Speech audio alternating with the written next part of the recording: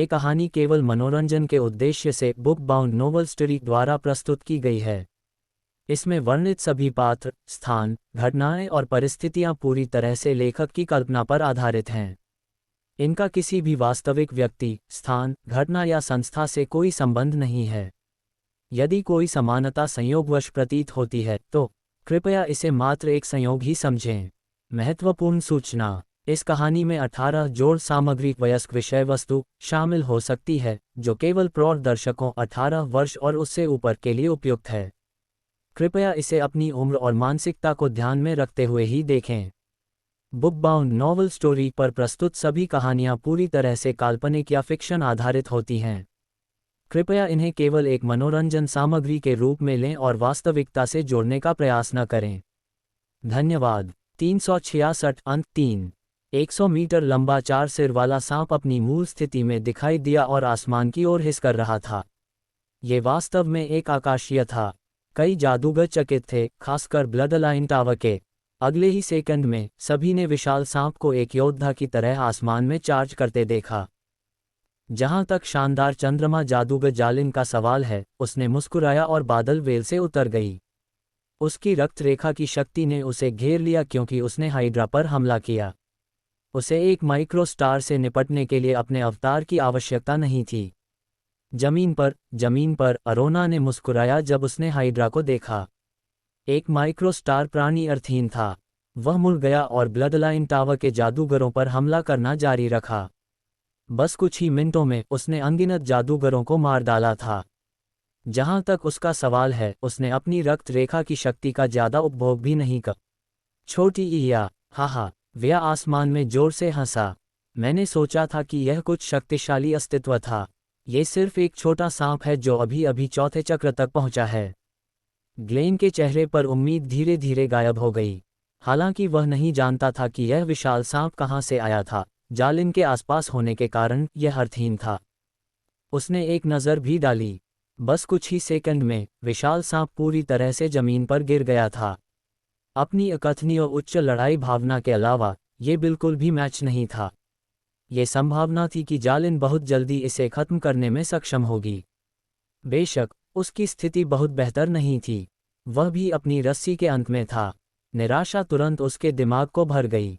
जमीन पर अलिडा, जिसे हाइड्रा द्वारा फेंक दिया गया था, ने एक डरावनी अभिव्यक्ति के साथ आसमान को देखा। वह स्पष्ट रूप से पहले गतिहीन था, लेकिन वह अचानक इतना सक्रिय क्यों था, यहाँ तक कि शानदार चंद्रमा जादूगर पर हमला कर रहा था। ये बदलाव बहुत तेज था। भगवान, हाइड्रा बहुत आलसी होना चाहिए। क्या कोई और कारण था? अलिडा ने विचार किया, लेकिन अगले ही सेकंड में वह कुछ समझ गई। पालतू जानवर केवल अपने मालिक के आसपास होने पर अपना सर्वश्रेष्ठ दिखाते थे। अलिडा का दिल तेजी से धड़कना शुरू हो गया क्योंकि वह अपने अनुमान के बारे में अधिक से अधिक निश्चित हो गई थी। इस समय आसमान में जालिन के हमले के बाद एक रक्तलाल हाथ ने हाइड्रा को पकड़ लिया, जिससे वह भागने से रोका गया। जालिन मुस्कुराई और विशाल सांप को मारने के लिए तैयार हुई। अगले ही सेकंड में एक छाया बीम जालिन की ओर गोली मार दी। जालिन चौंक गई और तुरंत चकमा देने के लिए अपना हाथ छोड़ दिया। छाया बीम उसके पास से निकल गया और सीधे ज्यादा दूर नहीं स्काई क्लाउड वेल को मारा। सभी ने केवल आसमान में एक काला मशरूम बादल देखा। एक भयानक विस्फोट के साथ विशाल स्काई क्लाउड वेल को सीधे अनगिनत टुकड़ों में उड़ा दिया गया था। मांस और रक्त के अनगिनत टुकड़े जमीन की ओर उड़ गए। आसमान में केवल एक रक्तरंग का कोहरा था। 100 मीटर लंबी स्काई क्लाउड वेल सभी की दृष्टि से गायब हो गई। जिस किसी ने भी इस दृश्य को देखा वह चकित था। यहाँ तक कि कुछ आकाशीय भी रुक गए। वह नरक क्या है? जमीन पर अरोना ने अपने चारों ओर खून की बारिश महसूस की और बेहद चौंक गया। भले ही वह था, स्काई क्लाउड वेल को सीधे इस तरह बनने का कारण बनना बिल्कुल असंभव था। आसमान में वेया का भाव गंभीर था। उसने महसूस किया कि वह उस हमले का सामना करने में सक्षम नहीं हो सकती है। यहाँ तक कि जालिन ने भी अपनी सांस तेज कर दी। ये वास्तव में क्या है? सभी ने उस दिशा में देखा जहां से बीम आया था। सूरज की रोशनी के तहत 3 विशाल एयरशिप धीरे धीरे उड़ गए। एयरशिप को देखते हुए सभी की आंखें गंभीर थीं, लेकिन किसी ने भी हिलने की हिम्मत नहीं की। वे केवल एयरशिप को धीरे धीरे पास आते हुए देख सकते थे। केवल अलिडा, जो बहुत दूर थी, इतनी उत्साहित थी कि आंसू बह गए। उसने सही अनुमान लगाया था। उसके महानुभाव आ गए थे। एयरशिप बहुत तेज था। आंख की झपकी में यह युद्ध के मैदान के ऊपर आ गया। सभी की निगाह में अर्नव एयरशिप से बाहर चला गया। सभी ने इस व्यक्ति को सावधानी से देखा, खासकर कुछ आकाशीय जो अर्नव को घूर रहे थे। वे अर्नव की ताकत को महसूस करने में असमर्थ थे। तुम कौन हो? जालिन ने उसे देखा और पूछा। इस समय हाइड्रा, जो जमीन पर था, ने भी अपने शरीर को सिकोड़ लिया था और जल्दी से अर्नव के बगल में पहुंच गया था। तुमने कड़ी मेहनत की है। अर्नव ने हाइड्रा को छुआ और जालिन को देखा। तुम मंतिकोर कबीले के जादूगर होना चाहिए। तुम बिल्कुल उस वेलिंगटन की तरह महकते हो, जहर की महक। जालिन का चेहरा काला हो गया। बदबूदार से उसका क्या मतलब था? लेकिन जब उसने वेलिंगटन का नाम सुना तो उसे एक बुरा एहसास हुआ। तुम वास्तव में कौन हो? तुम वेलिंगटन को क्यों जानते हो? उसने फिर से पूछताछ की। अर्नव के चेहरे पर एक अजीब नज़र थी। क्या वे घात के बारे में नहीं जानते थे? वह सोच रहा था कि घात के बाद यह इतनी आसानी से क्यों चला गया। मैं देखता हूँ। ऐसा लगता है कि वह वेलिंगटन का निजी ऑपरेशन था। अर्नव ने अपना सिर हिलाया और मुस्कुराया। मुझे अपना परिचय देने दो। मैं ब्लडलाइन टावर का west coast branch tower master Arnav हूँ। पश्चिमी तट शाखा टावर मास्टर। सभी ने अजीब भावों के साथ अर्नव को देखा। सभी चुप रहे। किसी ने नहीं बोला। अर्नव शांत रहा, लेकिन जालिन पर उसकी निगाह धीरे धीरे ठंडी हो गई। चूंकि कोई बात नहीं कर रहा है, मैं कुछ कहूंगा।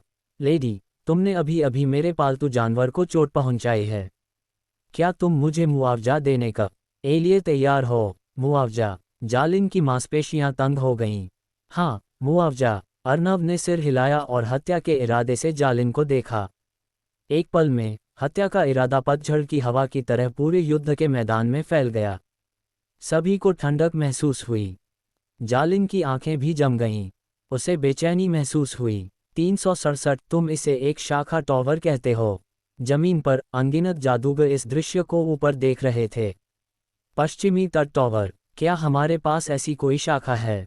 एक जादूगर ने भ्रम में अपने बगल के जादूगर से पूछा। मुझे लगता है, लेकिन हमने लंबे समय से एक दूसरे से संपर्क नहीं किया है। जादूगर ने जवाब दिया। लेकिन पश्चिमी तट एक बहुत ही बंजर जगह लगता है। वहाँ की शाखा बहुत कमजोर होनी चाहिए, लेकिन यह शाखा थोड़ी अलग लगती है। जादूगर भ्रमित था। अर्नव के बगल में हाइड्रा और अभी अभी हुई गड़बड़ी को देखते हुए ये स्पष्ट था कि यह टावर अजीब था। विया और ग्लेन के बीच युद्ध का मैदान। ग्लेन ने अपनी छाती पकड़ ली, वह भी भ्रमित दिख रहा था। पश्चिमी तट टावर अभी भी वहीं था। वह अचानक समझ गया कि अलिडा इस तरह क्यों प्रतिक्रिया कर रही थी। हालांकि वह नहीं जानता था कि यह व्यक्ति कितना मजबूत था। हालांकि चूंकि विशाल सांप का एक आदमी मालिक था, इसका मतलब था कि इस व्यक्ति की ताकत कम से कम विशाल सांप से मजबूत होनी चाहिए। क्या ये निहारिका स्तर या इससे भी मजबूत हो सकता है? ये संभव नहीं है। ग्लेन ने अपने सिर से विचार को हिला दिया। हालांकि भले ही यह निहारिका स्तर था, यह उनके मुख्य टावर की तुलना में हास्यास्पद रूप से मजबूत लगता था। तुम इसे एक शाखा कहते हो? विस्मयादिबोधक चिन्ह। दूसरी तरफ अर्नव के हत्या के इरादे को महसूस करते हुए जालिन ने अपनी आंखें संकीर्ण कर लीं और उसके शरीर में खून धीरे धीरे बढ़ गया। हालांकि वह अर्नव की ताकत को महसूस नहीं कर सकती थी, चूंकि अर्नव ने कहा कि वह पश्चिमी तट टावर से था। वह शायद ज़्यादा से ज़्यादा उसके समान स्तर पर था, जो कि शानदार चंद्रमा स्तर था। ये जानते हुए कि अर्नव केवल उसके समान स्तर पर था, जालिन शांत हो गई। तो आओ, जालिन ने ठंडा फुसफुसाया। अगले ही सेकंड में उसकी रक्त रेखा बढ़ गई और अर्नव के सामने एक 150 मीटर लंबा मंतिकोर दिखाई दिया। विशालकाय शरीर ने युद्ध के मैदान को हिला दिया। हर कोई शानदार चंद्रमा जादूगर के आतंक को महसूस कर सकता था। यहाँ तक कि ग्लेन ने भी अपनी सांस रुक गई। शानदार चंद्रमा और सुबह का तारा दो पूरी तरह से अलग स्तर थे। अगले ही सेकंड में जालिन, जो एक मंतिकोर में बदल गई थी, हवा में कदम रखा और अर्नव पर काट लिया। उसकी विशालकाय आकार ने आसपास की हवा को उत्तेजित कर दिया, जिससे आसमान में सभी जादू के जानवर और जादूगर उतरने के लिए मजबूर हो गए। डर है कि वे झटके से मारे जाएंगे। क्या ये शानदार चंद्रमा है? वह बहुत मजबूत है। ये जादूगर शायद मरने वाला है। मुझे नहीं पता कि उसके पास बाहर आने का साहस क्यों है। कितना हास्यास्पद है, मैं अभी वास्तव में चौंक गया था। जमीन पर मंतिकोर कबीले के जादूगरों ने अपने सिर उठाए जैसे कि उन्होंने पहले ही इस जादूगर की मौत देखी थी। कोई फर्क नहीं पड़ता कि तुम कौन हो, तुम आज यहाँ मर जाओगे। जालिन ने दहाड़ लगाए और अर्नव पर अपने तेज पंजे हिलाए। अर्नव ने अपना जादू का कर्मचारी पकड़ा और उसकी आंखों में चांदी की आंखें पहली बार चरम पर सक्रिय थीं। बड़ी मात्रा में मानसिक शक्ति का उपभोग किया जा रहा था और जीवन शक्ति की एक अज्ञात मात्रा जल रही थी। ये पहली बार था कि यह शक्ति, जिससे कई जादूगर डरते थे, अपनी पूरी शक्ति के साथ फट गई। आसमान में अर्नव की आंखें चांदी की रोशनी से चमक रही थीं। उसके सामने मानसिक शक्ति की एक विशाल मात्रा एक दरांती में बदल गई। दरांती अदृश्य थी और केवल अर्नव ही इसे सीधे महसूस कर सकता था। हालांकि इसमें निहित शक्ति भयानक थी, यहाँ तक कि अर्नव खुद भी यह कहने की हिम्मत नहीं करता था कि वह इसका सामना कर सकता है। दहाड़ता हुआ मंतिकोर और फटती हुई मानसिक दरांती। अगले ही पल दरांती को जालिन पर घुमाया गया जैसे कि मौत का देवता अपनी दरांती लहरा रहा था। मंतिकोर अभी भी दहाड़ रहा था, लेकिन अगले ही सेकंड में डर उसकी आंखों में चमक गया। हालांकि वह इसे देख नहीं सकती थी, उसने सहज रूप से बेचैनी महसूस की। उसने केवल तभी महसूस किया जब दरांती उसकी गर्दन से गुजरी, लेकिन बहुत देर हो चुकी थी। दरांती गुजर गई और उसकी आत्मा तुरंत दो में विभाजित हो गई।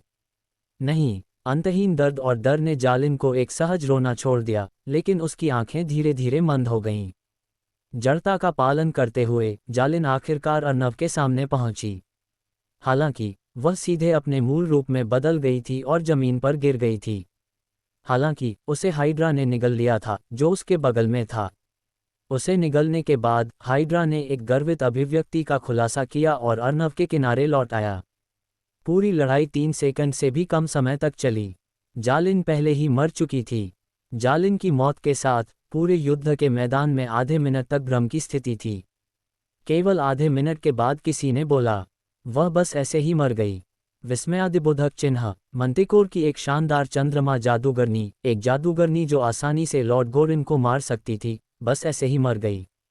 ये कैसे संभव है? क्या यह एक भ्रम है? यह नकली होना चाहिए। मंतिकोर कबीले के अनगिनत जादूगर तुरंत अलग हो गए। कोई भी स्वीकार नहीं कर सकता था कि शानदार चंद्रमा जालिन को इस शाखा के टॉवर मास्टर द्वारा तुरंत मार दिया गया था। तुम इसे ब्लडलाइन टावर का एक शाखा टॉवर कहते हो। ये केवल वे नहीं थे, अन्य आकाशीय भी दंग रह गए थे। जमीन पर अरोना भ्रमित दिख रहा था। उसने आसमान को खाली कर दिया और कुछ शब्द उसके दिमाग में दोहराते रहे। लेडी जालिन मर गई लगती थी। जीवन शक्ति मर गई थी। वह वास्तव में मर गई थी। अलोना खुद से बात करते हुए थोड़ा थक गया था, लेकिन यह एकमात्र चीज थी जो वह कर सकता था क्योंकि वह समझ नहीं सकता था। वह एक शानदार चंद्रमा जादूगर थी। वह इतनी आसानी से मर गई। उसका दुश्मन कितना मजबूत था।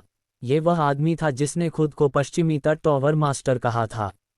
आसमान में ग्लेन और विया ने अपने मुंह चौड़े खुले एक दूसरे को देखा। अरोना की तरह विया विश्वास नहीं कर सकती थी, लेकिन कहानी उसकी आंखों के ठीक सामने हुई, इसलिए उसके पास इस पर विश्वास करने के अलावा कोई विकल्प नहीं था। उसने ग्लेन को देखा, जो उसके विपरीत खड़ा था और उससे भी ज्यादा चौंक गया लगता था। ये हमारी टॉवर शाखा है। ग्लेन के बार बार शब्दों को सुनकर विया के मुंह का कोना फंसा हुआ था। वास्तव में, अगर यह वास्तव में ब्लडलाइन टावर का एक शाखा टॉवर होता, तो मुख्य टॉवर बहुत बेकार होगा। बेशक, वह जानती थी कि अब सबसे महत्वपूर्ण चीज भागना था। उसने तुरंत जमीन पर अरोना पर चिल्लाया, अरोना, विभाजित हो जाओ और भागो। एक पल में वह अर्नव से दूर एक दिशा में भाग गई। अरोना ने भी प्रतिक्रिया व्यक्त की और दूसरी दिशा चुनी। कम से कम इस तरह उनमें से कम एक भाग सकता था। लेकिन जिसने उन दोनों को चौंका दिया वह ये था कि अर्नव ने उनमें से किसी का पीछा नहीं किया। क्या वह हमें जाने दे रहा है? विया भ्रमित थी। अगले ही सेकंड में उसने एक विशाल अनडेड को दूरी में एयरशिप से उसका पीछा करते हुए और उसे अवरुद्ध करते हुए देखा।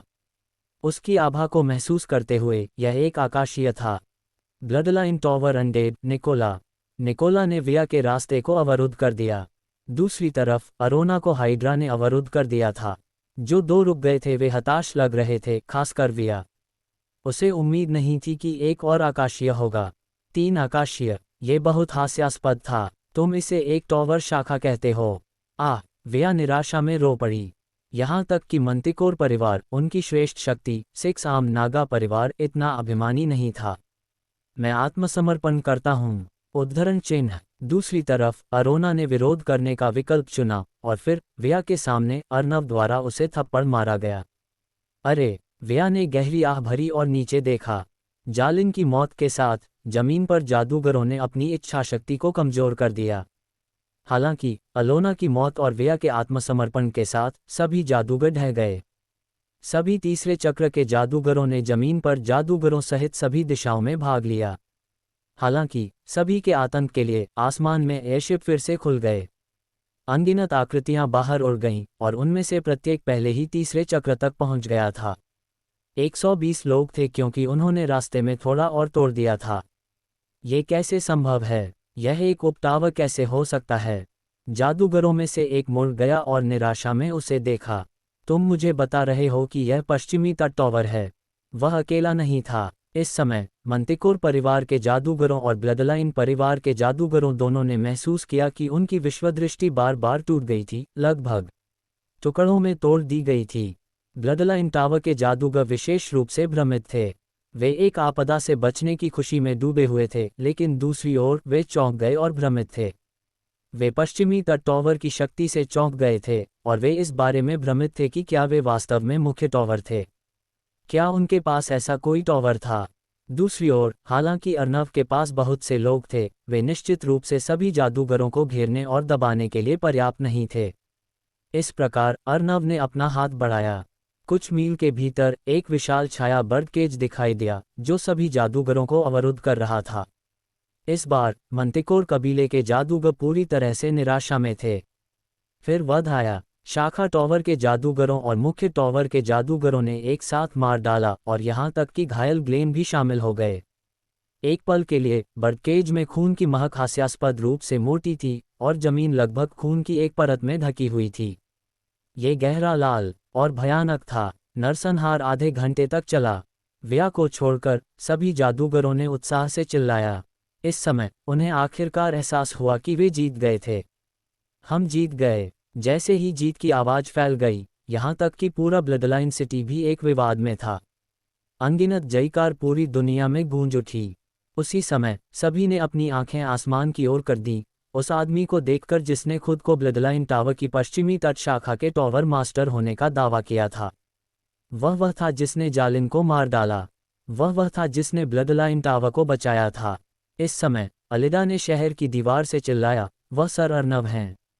एक आवाज बज उठी। एक व्यक्ति ने सर अर्नव को बुलाना शुरू कर दिया। उसके बाद 10, 100 और बस 10 सेकंड में सभी ने एक साथ एक ही नाम चिल्लाया, सर अर्नव। सभी ने प्रशंसा में अर्नव को देखा। यहाँ तक कि जादूगर जो अर्नव की ताकत जानते थे बेहद उत्साहित थे। एयरशिप में जादूगरों ने भी चिल्लाया जैसे कि ये दुनिया में एकमात्र आवाज थी। अर्नव ने अपना सिर नीचे किया और देखा कि उसकी बांह पर एक दूसरा विश्वास छाप धीरे धीरे बन रहा था। विश्वास की शक्ति धीरे धीरे जमा हो रही थी और कुछ बदलाव हो रहे थे।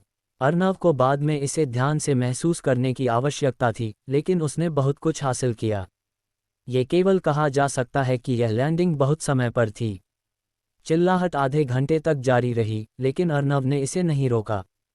विश्वास की शक्ति बढ़ती रही जब तक कि यह एक तिहाई पूर्ण नहीं हो गया। बस दसियों हजार लोगों के साथ उन्होंने कुछ ऐसा किया था जो पश्चिमी तट पर 1 लाख लोग दशकों में नहीं कर सकते थे। जयकार आधे घंटे तक चली इससे पहले कि वे आखिरकार रुक गए। लेकिन हर कोई अभी भी अर्नव को देख रहा था। अर्नव हवा में खड़ा था। दूर से एक घबराया हुआ जादूगर अपने सीने पर हाथ रखकर चला गया। वह हवा में घुटने टेक दिया। ये ब्लडलाइन टावर मास्टर ग्लेन था। उसने अर्नव के सामने घुटने टेक दिए और दसियों हजार लोगों के सामने चिल्लाया, सर अर्नव। उद्धरण चिन्ह। इस दृश्य को देखते हुए अर्नव चुप हो गया। क्या वह शाखा टावर मास्टर नहीं था? उसके सामने वाला व्यक्ति मुख्य टावर मास्टर लगता था। थोड़ा भ्रम था। आप क्या सोचते हैं कि अब अर्नव का अगला कदम क्या होगा, ये देखते हुए कि मुख्य टावर मास्टर ने उसे स्वीकार किया है। 368 ग्लेन के साथ बातचीत। ब्लडलाइन सिटी सबसे ऊंचे जादूगर टावर में। सुबह सूरज उगाया और थोड़ी चकाचौंध वाली धूप टावर के एक कमरे में चमक गई जिससे सब कुछ आरामदायक लग रहा था। अर्नव खिड़की के पास खड़ा था और बाहर देख रहा था। खिड़की के बाहर ब्लडलाइन सिटी अस्त व्यस्त थी, यहाँ तक कि हजारों साल पुरानी शहर की दीवारें भी टूट गई थीं। कई जादूगर घूम रहे थे, क्षतिग्रस्त शहर की मरम्मत कर रहे थे। अर्नव के ब्लडलाइन सिटी पहुंचने के बाद ये दूसरा दिन था। कल की जीत के बाद अर्नव को ग्लेन द्वारा यहाँ रहने की व्यवस्था की गई थी। कल से आज तक इस नई विश्वास छाप ने मुझे अपनी आकाशीय शक्ति की तेजी से वृद्धि महसूस करने की अनुमति दी है। अर्नव ने नीचे विश्वास छाप के नए निशान को देखा। कल से वह इस शहर में जादूगरों से विश्वास की शक्ति को महसूस करने में सक्षम था। पिछली रात उसकी आकाशीय शक्ति एक इकाई बढ़ गई थी। ये पहले 203 था और अब ये 204 था। ऐसा लगता है कि मैंने यहाँ आने का सही विकल्प चुना है। हालांकि मुझे अन्य मामलों पर शुरू करने से पहले सभी परेशानियों को पहले सुलझाना होगा। अर्नव ने अपने शरीर को फैलाया और राहत की भावना महसूस की। अचानक दरवाजे पर एक दस्तक थी। अर्नव चला गया और दरवाजा खोल दिया। सर अर्नव, दादाजी ने मामले को सुलझा लिया है और मीटिंग रूम में आपका इंतजार कर रहे हैं। अलेडा ने अपना सिर नीचे किया और सम्मानपूर्वक कहा। समझ गया। अर्नव ने सिर हिलाया। सर, यह आपकी पहली बार यहाँ है और आप इलाके से परिचित नहीं हैं। मुझे आपके लिए रास्ता दिखाने दें। सर अर्नव, क्या आपको तैयारी करने की आवश्यकता है? अलेडा ने पूछा। कोई ज़रूरत नहीं। अपना सिर हिलाते हुए अर्नव अलेडा को रास्ता दिखाते हुए बाहर चला गया। अलेडा ने एक शब्द कहे बिना रास्ता दिखाया, जबकि अर्नव ने क्षेत्र का निरीक्षण करने का अवसर लिया। शक्ति के संदर्भ में मुख्य टॉवर पश्चिमी तट के उपटावरों से बहुत अलग नहीं था। हालांकि ऐसी ताकत को केवल केंद्रीय महाद्वीप के नीचे माना जा सकता था। हालांकि ये समझ में आता था। आखिरकार ये केंद्रीय महाद्वीप था, दुनिया का पूर्व केंद्र। रास्ते में ऐसे लोग थे जो समय समय पर अर्नव को देखते थे। ये स्पष्ट था कि उन्होंने अर्नव को पहचान लिया था और कुछ तो उसके करीब आना भी चाहते थे। सौभाग्य से कुछ गार्डों ने हंगामा देखा और अर्नव को एस्कॉर्ट करने के लिए दौड़ पड़े। गार्डों की सम्मानजनक निगाहों के तहत अर्नव को उसके गंतव्य पर भेज दिया गया। दरवाजे की रखवाली करने वाले 2 गार्डों के साथ एक लंबा जादूगर टॉवर था। सर अर्नव, ब्लडलाइन टॉवर के लिए आपने जो कुछ भी किया है उसके लिए धन्यवाद। अलग होने से पहले गार्ड ने अर्नव को गहराई से झुकाया। अर्नव ने सिर हिलाया। सर, ये जगह है। दादाजी 3री मंजिल पर आपका इंतजार कर रहे हैं। गार्ड के जाने के बाद अलेडा ने अर्नव से कहा। ठीक है। अर्नव ने सिर हिलाया और उसके सामने गार्डों ने पहले ही उसके लिए दरवाजा खोल दिया था। अर्नव अंदर चला गया और अलेडा की ईमानदार और जोरदार आवाज़ पीछे से आई। धन्यवाद, सर। अर्नव मुस्कुराया और पीछे मुड़े बिना 3री मंजिल तक चला गया। 3री मंजिल पर केवल एक कमरा था। दरवाजा खुला था और सजावट सरल और गर्म थी। इस समय अंदर केवल एक व्यक्ति था और यह ग्लेन था। वह इस समय थोड़ा कमज़ोर लग रहा था और उसकी आंखें बेजान थीं क्योंकि वह एक सोफे पर बैठा था। उसकी छाती पर एक पट्टी थी। सर अर्नव, मुझे खेद है। मेरी चोटें थोड़ी गंभीर हैं। मुझे उम्मीद है कि आपको बुरा नहीं लगेगा। ग्लेन ने अर्नव से कहा और 2 बार खांसा। यह एक छोटी समस्या है। अर्नव को कोई आपत्ति नहीं थी और वह ग्लेन के विपरीत बैठ गया। वह भी बहुत उत्सुक था कि ग्लेन उससे किस बारे में बात करना चाहता था। मेज पर 2 कप चाय थे। अर्नव ने स्वाभाविक रूप से एक उठाया और एक घूंट लिया। ग्लेन ने उसे देखा और अचानक कहा, सर, मुझे आश्चर्य है कि क्या आप ब्लडलाइन टॉवर के टॉवर मास्टर बनने में रुचि रखते हैं। उद्धरण चिन्ह खांसी खांसी खांसी। अर्नव चौंका और 1 सेकंड के बाद उसने एक अजीब अभिव्यक्ति के साथ ग्लेन को देखा। तुमने क्या कहा? सर, आपने गलत नहीं सुना। ग्लेन बहुत स्वतंत्र और आसान था। उसने अर्नव को देखा और कहा, मैंने सोचा था कि ब्लडलाइन टॉवर मेरे हाथों में गिर गया है। कौन सोचता था कि आपका आगमन हमें बचाएगा। हालांकि मैं पहले से ही विया के साथ लड़ाई में गंभीर रूप से घायल हो गया था, इसलिए मैं शायद लंबे समय तक जीवित नहीं रहूंगा। हालांकि ब्लडलाइन टॉवर को अभी भी आगे बढ़ना था, लेकिन अब जब ब्लडलाइन टॉवर में दूसरा आकाशीय नहीं था तो मेरे पास कोई अन्य विकल्प नहीं था। मुझे उम्मीद है कि आप मेरे अनुरोध को पूरा कर सकते हैं। अर्नव के चेहरे पर एक अजीब नज़र थी। उसने ग्लेन का अवलोकन किया और महसूस किया कि इस बूढ़े आदमी के पास वास्तव में ज़्यादा जीवन नहीं बचा था। वह ज़्यादा से ज़्यादा 10 साल तक ही जीवित रह सकता था। हालांकि मुख्य टॉवर आने के बाद दूसरे दिन एक टॉवर मास्टर बनने के लिए ये प्रगति थोड़ी बहुत तेज थी। अर्नव वास्तव में स्थिति में बहुत दिलचस्पी नहीं रखता था। वह अभी भी पहले की तरह रहना चाहता था, संगठन पर नियंत्रण की शक्ति का आनंद ले रहा था, लेकिन उसे उन विविध चीज़ों का बोझ उठाने की आवश्यकता नहीं थी। यह अर्नव का समय बर्बाद था। 2 बार खांसने के बाद अर्नव ने जवाब दिया, वास्तव में मैं इस बार केंद्रीय महाद्वीप में और अधिक विकास की तलाश की उम्मीद में आया था। मैं फिलहाल ब्लडलाइन टॉवर नहीं छोड़ूंगा, लेकिन मैं इस ब्लडलाइन टॉवर को फिलहाल के लिए आपको छोड़ दूंगा। मैं अपने डिप्टी ऑस्कर को इससे परिचित कराऊंगा। अर्नव का मतलब भी बहुत स्पष्ट था। वह रहने का इरादा रखता था, लेकिन अभी भी टॉवर मास्टर बनने के लिए तैयार नहीं था। हालांकि ये ग्लेन के लिए पर्याप्त था। अर्नव ब्लडलाइन टॉवर में रहेगा, इस बात की पुष्टि उसे आश्चर्यचकित करने के लिए पर्याप्त थी। चूंकि आप ब्लडलाइन टॉवर के मास्टर नहीं बनना चाहते हैं, मुझे आश्चर्य है कि क्या आप मानद मास्टर के पद को स्वीकार कर सकते हैं। बेशक, इससे कोई फर्क नहीं पड़ता कि आप इसे स्वीकार नहीं करते हैं। वैसे भी, मैं ब्लडलाइन टॉवर में सब कुछ आपको सौंप दूंगा। ग्लेन, एक बूढ़ा आदमी जिसके पास ज़्यादा समय नहीं बचा था, अर्नव के प्रति बहुत उदार था। जरूर, इस बार अर्नव ने इनकार नहीं किया। आखिरकार ब्लडलाइन टॉवर जल्द ही उसके हाथों में होगा, इसलिए वह मानद टॉवर मास्टर के पद को अस्वीकार नहीं करेगा, जो टॉवर मास्टर की शक्ति का आनंद लेता था लेकिन कोई जिम्मेदारी नहीं लेता था। धन्यवाद मेरे स्वामी। खांसी खांसी खांसी। ग्लेन ने अपना सिर नीचे किया और कुछ और बार खांसा। अर्नव थोड़ा भावनात्मक था। वह था जो ग्लेन के ब्लडलाइन टॉवर को लेना चाहता था, लेकिन ग्लेन उसे धन्यवाद देना चाहता था। ये दुनिया कभी कभी बहुत अजीब थी। अर्नव भावनाओं से भर गया था। अगर वह उन्नत होते ही यहाँ आ जाता तो उसके साथ निश्चित रूप से ऐसा व्यवहार नहीं किया जाता। ऐसा लगता है कि उसने पश्चिमी तट पर रहने और चुप्पी में विकसित होने का सही विकल्प चुना था। चूंकि मेरे स्वामी ने इसे स्वीकार कर लिया है, तो मैं अपने स्वामी को ब्लडलाइन टॉवर से परिचित कराऊंगा। ग्लेन ने अर्नव को देखा। अर्नव ने सिर हिलाया। जल्द ही अर्नव को ब्लडलाइन टॉवर की सामान्य समझ थी। हालांकि ब्लडलाइन टॉवर का मुख्य टॉवर केंद्रीय महाद्वीप में एक छोटी शक्ति थी, ये पहले से ही पश्चिमी तट जितना बड़ा था। इसके अलावा इसके पास ब्लडलाइन टॉवर के बाहर कई अन्य क्षेत्र थे और इसकी आबादी पश्चिमी तट से बहुत बड़ी थी। इसके पास कम से कम 10,000 लोग थे, पश्चिमी तट से 2 गुना। इसके बाद उनकी ताकत थी।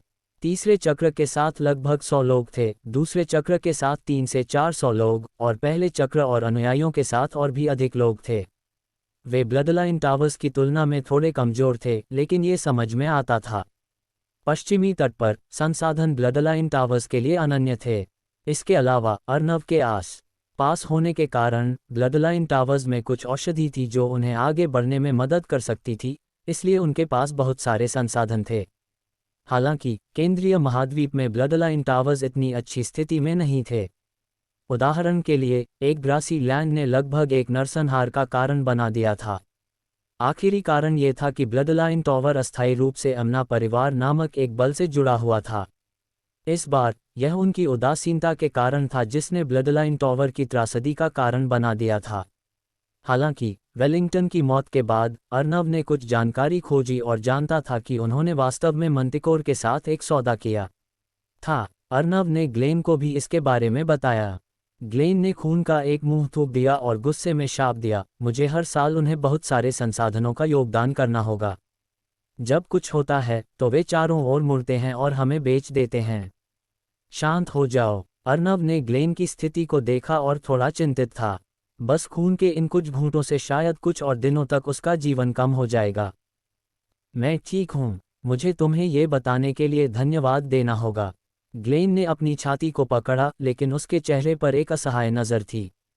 अमना परिवार मंतिकोर के समान स्तर पर एक बल था, शायद थोड़ा मजबूत भी।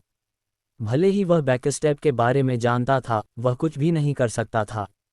उसने अर्नव को देखा। अगर कोई ऐसा होता जो सब कुछ बदल सकता था, तो वह अर्नव होगा।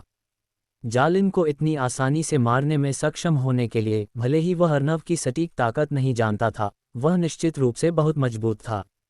केंद्रीय महाद्वीप में ताकत एक गुट की नींव थी। सर अर्नव के आसपास होने के कारण अमना परिवार भविष्य में कुछ बदलाव कर सकता है। चूंकि आपने मानद टॉवर मास्टर के पद को स्वीकार कर लिया है, हमें एक भोज आयोजित करने की आवश्यकता है। ये ब्लडलाइन सिटी के पुनर्निर्माण पूरा होने के बाद आयोजित किया जाएगा।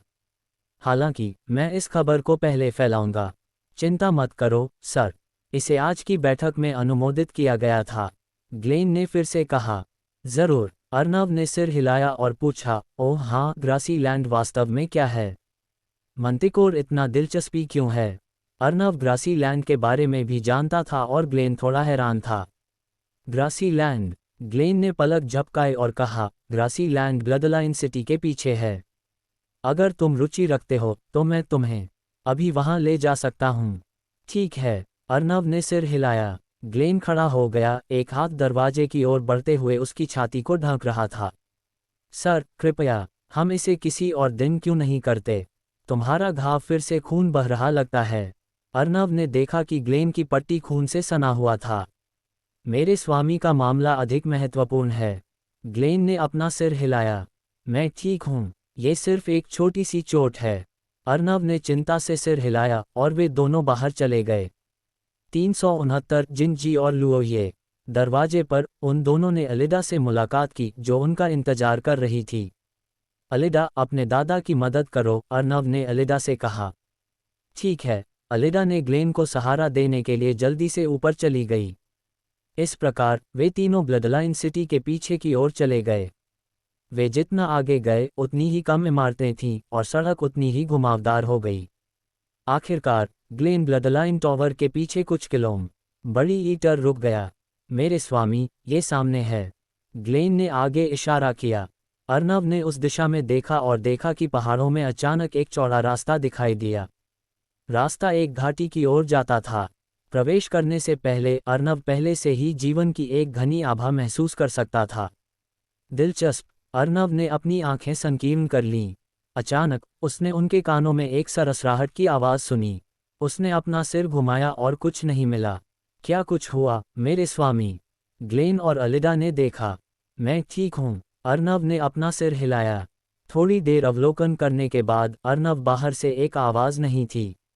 ऐसा लगता था कि यह केवल अर्नव के रहस्यमय क्षेत्र से हो सकता है। अर्नव की चेतना गुप्त क्षेत्र में प्रवेश कर गई और देखा कि हिल की शाखाएं एक ही समय में लहरा रही थीं, जैसे कि उन्हें कुछ आकर्षक मिला हो।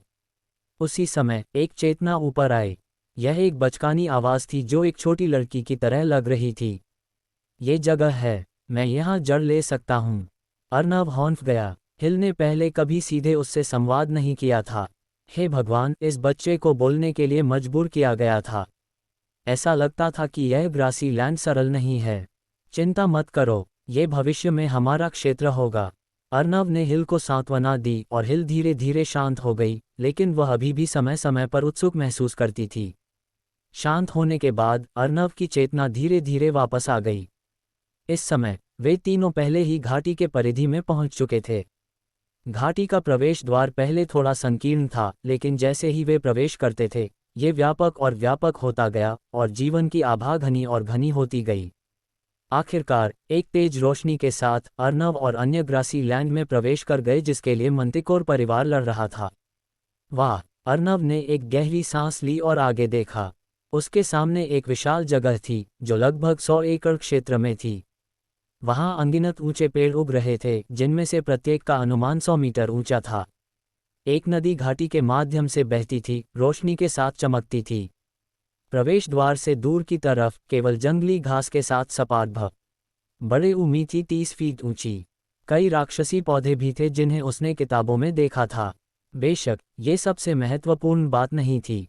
सबसे महत्वपूर्ण बात यह थी कि यहाँ जीवन की आभा बाहर की दुनिया की लगभग 10 गुना थी।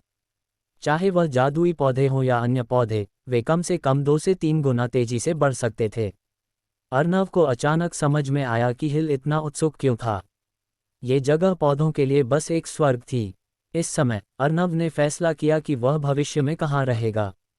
यही घाटी थी। यह विशाल था और यह सभी पहलुओं में अच्छा था। इसके अलावा हिल भविष्य में यहाँ बढ़ेगा और यह ब्लडलाइन टॉवर से दूर नहीं था। ये केंद्रीय यह महाद्वीप पर बसने के लिए उसके लिए सबसे उपयुक्त जगह थी। वह इस बात को लेकर भी उत्सुक था कि यहाँ जीवन की आभा इतनी घनी क्यों थी। सर, ये ग्रासी लैंड है सभी परेशानी की जड़। ग्लेन ने मिश्रित भावनाओं के साथ भूमि को देखा। नहीं, यह एक खजाना भूमि है, अर्नव ने कहा। ग्लेन और अलिडा ने अर्नव को देखा। मैं शांति पसंद करता हूँ। यह अब से मेरा निवास होगा, अर्नव ने उन दोनों से कहा। हाँ सर, ग्लेन ने सिर हिलाया और अलिडा को देखा। तो मैं किसी को इस जगह को साफ करने की व्यवस्था करूँगा। अगर तुम्हारे पास कोई विचार है तो तुम सीधे अलिडा को बता सकते हो। मैं उसे इसे पास करने के लिए कहूँगा। ज़रूर, तो तुम्हारा अगला कदम क्या है? संशोधन पूरा होने के बाद मैं यहाँ वापस आऊँगा। इसके अलावा अभी भी कई परेशानियाँ हैं जिनसे निपटा नहीं गया है। अर्नव ने अपना सिर हिलाया और बाहर चला गया। ग्लेन और अलिडा ने एक नज़र का आदान प्रदान किया और पीछा किया। ओह ठीक है ग्लेन, कुछ ऐसा है जिसमें तुम्हें मेरी मदद करने की ज़रूरत है। यह क्या है मेरे स्वामी? बाहर अफवाहें बहुत हास्यास्पद हैं। वे कहते हैं कि मैंने जालिन को आसानी से मार दिया। मैंने स्पष्ट रूप से जीवन और मृत्यु की लड़ाई का अनुभव किया और गंभीर रूप से घायल हो गया। हाँ, एक दिन आंख की झपकी में बीत गया। ब्लडलाइन टॉवर के भोज की खबर, जहां अर्नव मानद टॉवर मास्टर बन गया, फैल गई और आसपास की ताकतों को भी निमंत्रण मिला। लड़ाई का विवरण भी फैल गया था। ब्लडलाइन टॉवर की शाखा आ गई थी और अर्नव के नेतृत्व में 3 आकाशियों ने बड़ी कठिनाई से शानदार चंद्रमा जादूगरनी जालिन को मारने में सहायता की थी। अर्नव को भी भारी चोटें लगी थीं, लेकिन उसने मंतिकोर परिवार के सभी जादूगरों का सफाया कर दिया था, जिसमें विया भी शामिल थी, जिसने अंत में आत्मसमर्पण कर दिया था। उसे भी सबके सामने मार डाला गया था, जिससे उनका मनोबल बहुत बढ़ गया था। एक समय के लिए कई ताकतों के मुंह चौड़े खुले थे। आखिरकार यह मामला थोड़ा बहुत जादुई था। ब्लडलाइन टॉवर का मुख्य टॉवर शाखा टॉवर द्वारा बचाया गया था। क्या यह एक सामान्य कहानी थी? और 3 आकाशियों के साथ एक टॉवर। सभी को लगा कि यह एक मजाक था, लेकिन वे इस पर विश्वास नहीं कर सकते थे। आखिरकार कई लोगों ने इसे देखा था। संक्षेप में, इस लड़ाई के बाद आसपास की ताकतों में से किसी ने भी ब्लडलाइन टॉवर को कम आंकने की हिम्मत नहीं की। उन्हें इस बात का भी डर था कि वे कुछ करेंगे। आखिरकार जालिन को मारने में सक्षम होने का मतलब था कि यह बल पहले ही चौथी श्रेणी की 99% ताकतों को पार कर चुका था। ये तीसरी श्रेणी की ताकतों से थोड़ा कमज़ोर हो सकता है, लेकिन जब तक ये समय जमा करता है तब भी एक मौका था। हालांकि अभी भी कोई गुट नहीं थे जिन्होंने इसके प्रति सद्भावना दिखाई, क्योंकि मंतिकोर ने केवल 3 आकाशीय खो दिए थे। वहां जेरे और उसके अधीन कई ताकतें भी थीं। किसी को नहीं पता था कि आगे क्या होगा। ये बस ऐसे ही खत्म हो गया। उद्धरण चिन्ह। इस समय ब्लडलाइन सिटी से दूर नहीं एक शहर में लोबेलिया ने पत्र को नीचे रख दिया। वह कल सुबह तड़के ब्लडलाइन टॉवर पहुंची थी, लेकिन उस समय मामला खत्म हो गया था, इसलिए उसे छोड़ना पड़ा और खबर का इंतजार करना पड़ा। लेकिन उसने कभी उम्मीद नहीं की थी कि कहानी इस तरह बदल जाएगी। मूल रूप से वह अर्नव को दुश्मन से मिलने से रोकने या उनके बीच मध्यस्थता करने के लिए चाहती थी, लेकिन उसे उम्मीद नहीं थी कि अर्नव सीधे दुश्मन से मिलेगा और यहाँ तक कि एक शानदार चंद्रमा जादूगरनी को भी मार देगा। भले ही वह घायल हो गया था, वह अभी भी एक शानदार चंद्रमा जादूगर था, जो एक सुबह का तारा जादूगर से पूरी तरह से अलग था। लगता है कि मुझे अपनी रैंकिंग फिर से बढ़ाने की ज़रूरत है। उसकी ताकत पहले ही शानदार चंद्रमा के दूसरे चरण, वर्धमान चंद्रमा तक पहुंच गई होगी। कितना भयानक! लोबेलिया ने गहरी आह भरी। किसने सोचा होगा कि पश्चिमी तट पर एक शाखा ऐसा कर सकती है? अर्नव, वह किस तरह का जादूगर है? ऐसा लगता है कि मुझे भविष्य में उससे मिलना होगा। उसने अपना सिर हिलाया। हालांकि उसके पास निमंत्रण नहीं था, लेकिन उसके लिए एक प्राप्त करना मुश्किल नहीं था। उसने बस उम्मीद की कि वह अकेली नहीं जा रही होगी। वह अजीब होगा। उसी समय एक दूर की पर्वत श्रृंखला में एक विशाल व्यापारी संघ आगे बढ़ रहा था। चैम्बर ऑफ कॉमर्स परेड दसियों किलोमीटर तक फैली हुई थी, जिसमें दोनों तरफ अनगिनत जादूगरों ने इसे एस्कॉर्ट किया था। बीच में एक विशाल गैंडा था जो लगभग 10 मीटर लंबा था। इसने अपनी पीठ पर एक शानदार कुर्सी ले रखी थी और इसके चारों ओर एक रत्न के पर्दे से ढका हुआ था। अंदर एक व्यक्ति बैठा था। इस समय कारवां के पीछे से जादूगर अचानक उड़ गया। उसकी आभा तीसरे चक्र के देर के चरण तक पहुंच गई थी। जादूगर गैंडे के बगल में रुक गया और रिपोर्ट किया, उपराष्ट्रपति जिनजी, होम सिटी से एक जरूरी पत्र है जिसे आपको खोलने की जरूरत है। आओ। पर्दे के पीछे का व्यक्ति होम सिटी से सुनकर हैरान लग रहा था। पर्दा खुल गया, जिससे उसके पीछे का व्यक्ति प्रकट हुआ। उसके सफ़ेद बाल और काली पुतलियां थीं। उसने सोने के रिम वाली टोपी और सोने के धब्बे वाले कपड़े का सूट पहना था। उसने अपने हाथों पर 10 अंगूठियां पहनी थीं, जिनमें से प्रत्येक एक अलग रंग की थी। वह मध्यम आयु वर्ग का लग रहा था, लेकिन वह गरिमा से भरा था और एक महान आभा उत्सर्जित करता था। उसके सामने का व्यक्ति पश्चिमी क्षेत्र के प्रभारी 2 उपाध्यक्षों में से एक था और उसके ऊपर एकमात्र व्यक्ति मध्य क्षेत्र गोल्डन सिकाडा था। हालांकि वह भी थोड़ा भ्रमित था, क्योंकि अतीत में उसका मास्टर हमेशा अपनी भावनाओं को छिपाता था, लेकिन आज थोड़ा अलग लगता था। जिसने उसे आश्चर्यचकित किया वह यह था कि जैसे ही लिफाफा खोला गया, उसके मास्टर का भाव अधिक से अधिक गंभीर होता गया और उसकी निगाह अधिक से अधिक जटिल हो गई। अंत में उसने अपनी आंखें भी बंद कर लीं। अपने मास्टर के विश्वसनीय सहयोगी के रूप में वह अपने मास्टर के दुख को महसूस कर सकता था। वास्तव में क्या हुआ? जादूगर बेहद चौंक गया था। उसने कभी भी ऐसी अभिव्यक्ति के साथ डैरेन को नहीं देखा था। 10 सेकंड से अधिक के बाद जिनजी ने धीरे धीरे कहा, चारों ओर मुड़ो और ब्लडलाइन टॉवर जाओ। लेकिन सर, हम इस बार राष्ट्रपति से मिलने जा रहे हैं। जादूगर की आंखें चौड़ी हो गईं। पत्र में क्या था? उद्धरण। ठीक है, तो कॉलिन को जाने दो। उसे ब्लडलाइन टॉवर जाने दो और अर्नव से मिलो। जिनजी ने एक और गहरी सांस ली और कहा, हाँ। जादूगर ने सिर हिलाया, लेकिन उसके दिल में भ्रम गहरा गया। लॉर्ड कॉलिन एक शानदार चंद्रमा जादूगर था। उसने एक बार लॉर्ड जिनजी का जीवन बचाया था। अब वह लॉर्ड जिनजी का सबसे मजबूत और सबसे भरोसेमंद अधीनस्थ था, और लॉर्ड गिंजी वास्तव में उसे बाहर भेजने के लिए तैयार था। क्या यह इस ब्लडलाइन टॉवर के कारण था? जादूगर भ्रमित था। जादूगर जल्दी से चला गया और कारवां आगे बढ़ता रहा। पर्दे के पीछे जिनजी चुपचाप आंसू बहा रहा था। लॉर्ड हरम अभी भी मर चुका था, तो वह जाएगा और अपने छात्रों को देखेगा। दुर्भाग्य से उसके पास फिलहाल कुछ करने के लिए था। जब वह मध्य क्षेत्र से लौटेगा तो वह निश्चित रूप से जाएगा और उससे मिलेगा। पश्चिमी क्षेत्रों के सबसे पश्चिमी भाग में ये वह जगह थी जहां पवित्र टॉवर पश्चिमी क्षेत्र के प्रमुख बलों में से एक स्थित था। कमरों में से एक में, यंग टॉवर मास्टर, ये सारी खबर है। यह एक बड़ी घटना होनी चाहिए जो हाल ही में पश्चिमी क्षेत्रों में हुई है। एक जादूगर ने सम्मानपूर्वक सूचना दी। ठीक है, तो उनके सामने एक आकृति ने अपना सिर उठाया। उसके काले बाल सुरुचिपूर्ण थे, लेकिन उसकी लाल आंखें आक्रामक थीं। उसने एक काले और लाल जादूगर का लबादा पहना था और एक अभिमानी आभा थी। मुझे पश्चिमी तट पर ब्लडलाइन टॉवर के बारे में खबर सुनने की उम्मीद नहीं थी। वह हरम का शिष्य है। लुओ ये ने अपना छोटी इरा उठाया। उसकी आंखें आश्चर्य से भरी थीं। तो हमें इससे कैसे निपटना चाहिए, सर? आखिरकार ये गुट हमसे बहुत दूर है। जादूगर ने उत्सुकता से पूछा। जादूगर, अर्नव को बधाई देने के लिए किसी को भेजो। ये शर्म की बात है कि यह हमारे कट्टर दुश्मन 8 सशस्त्र नागा परिवार का क्षेत्र है। अन्यथा मुझे किसी भी कीमत पर वहां जाना होगा। लुओ ये ने अपना सिर हिलाया। हाँ। जादूगर पीछे हट गया। मंतिकोर कबीला, लानत है। जेरे ने अपने हाथ में कंबल को टुकड़ों में तोड़ दिया। उसके दिल में गुस्सा और भ्रम उसे पीड़ित कर रहा था। उसने कभी उम्मीद नहीं की थी कि जालिन के नेतृत्व में जादूगरों की टीम पूरी तरह से मिटा दी जाएगी। अर्नव, पश्चिमी तट टॉवर, जेरे ने दांतों को पीसते हुए कहा।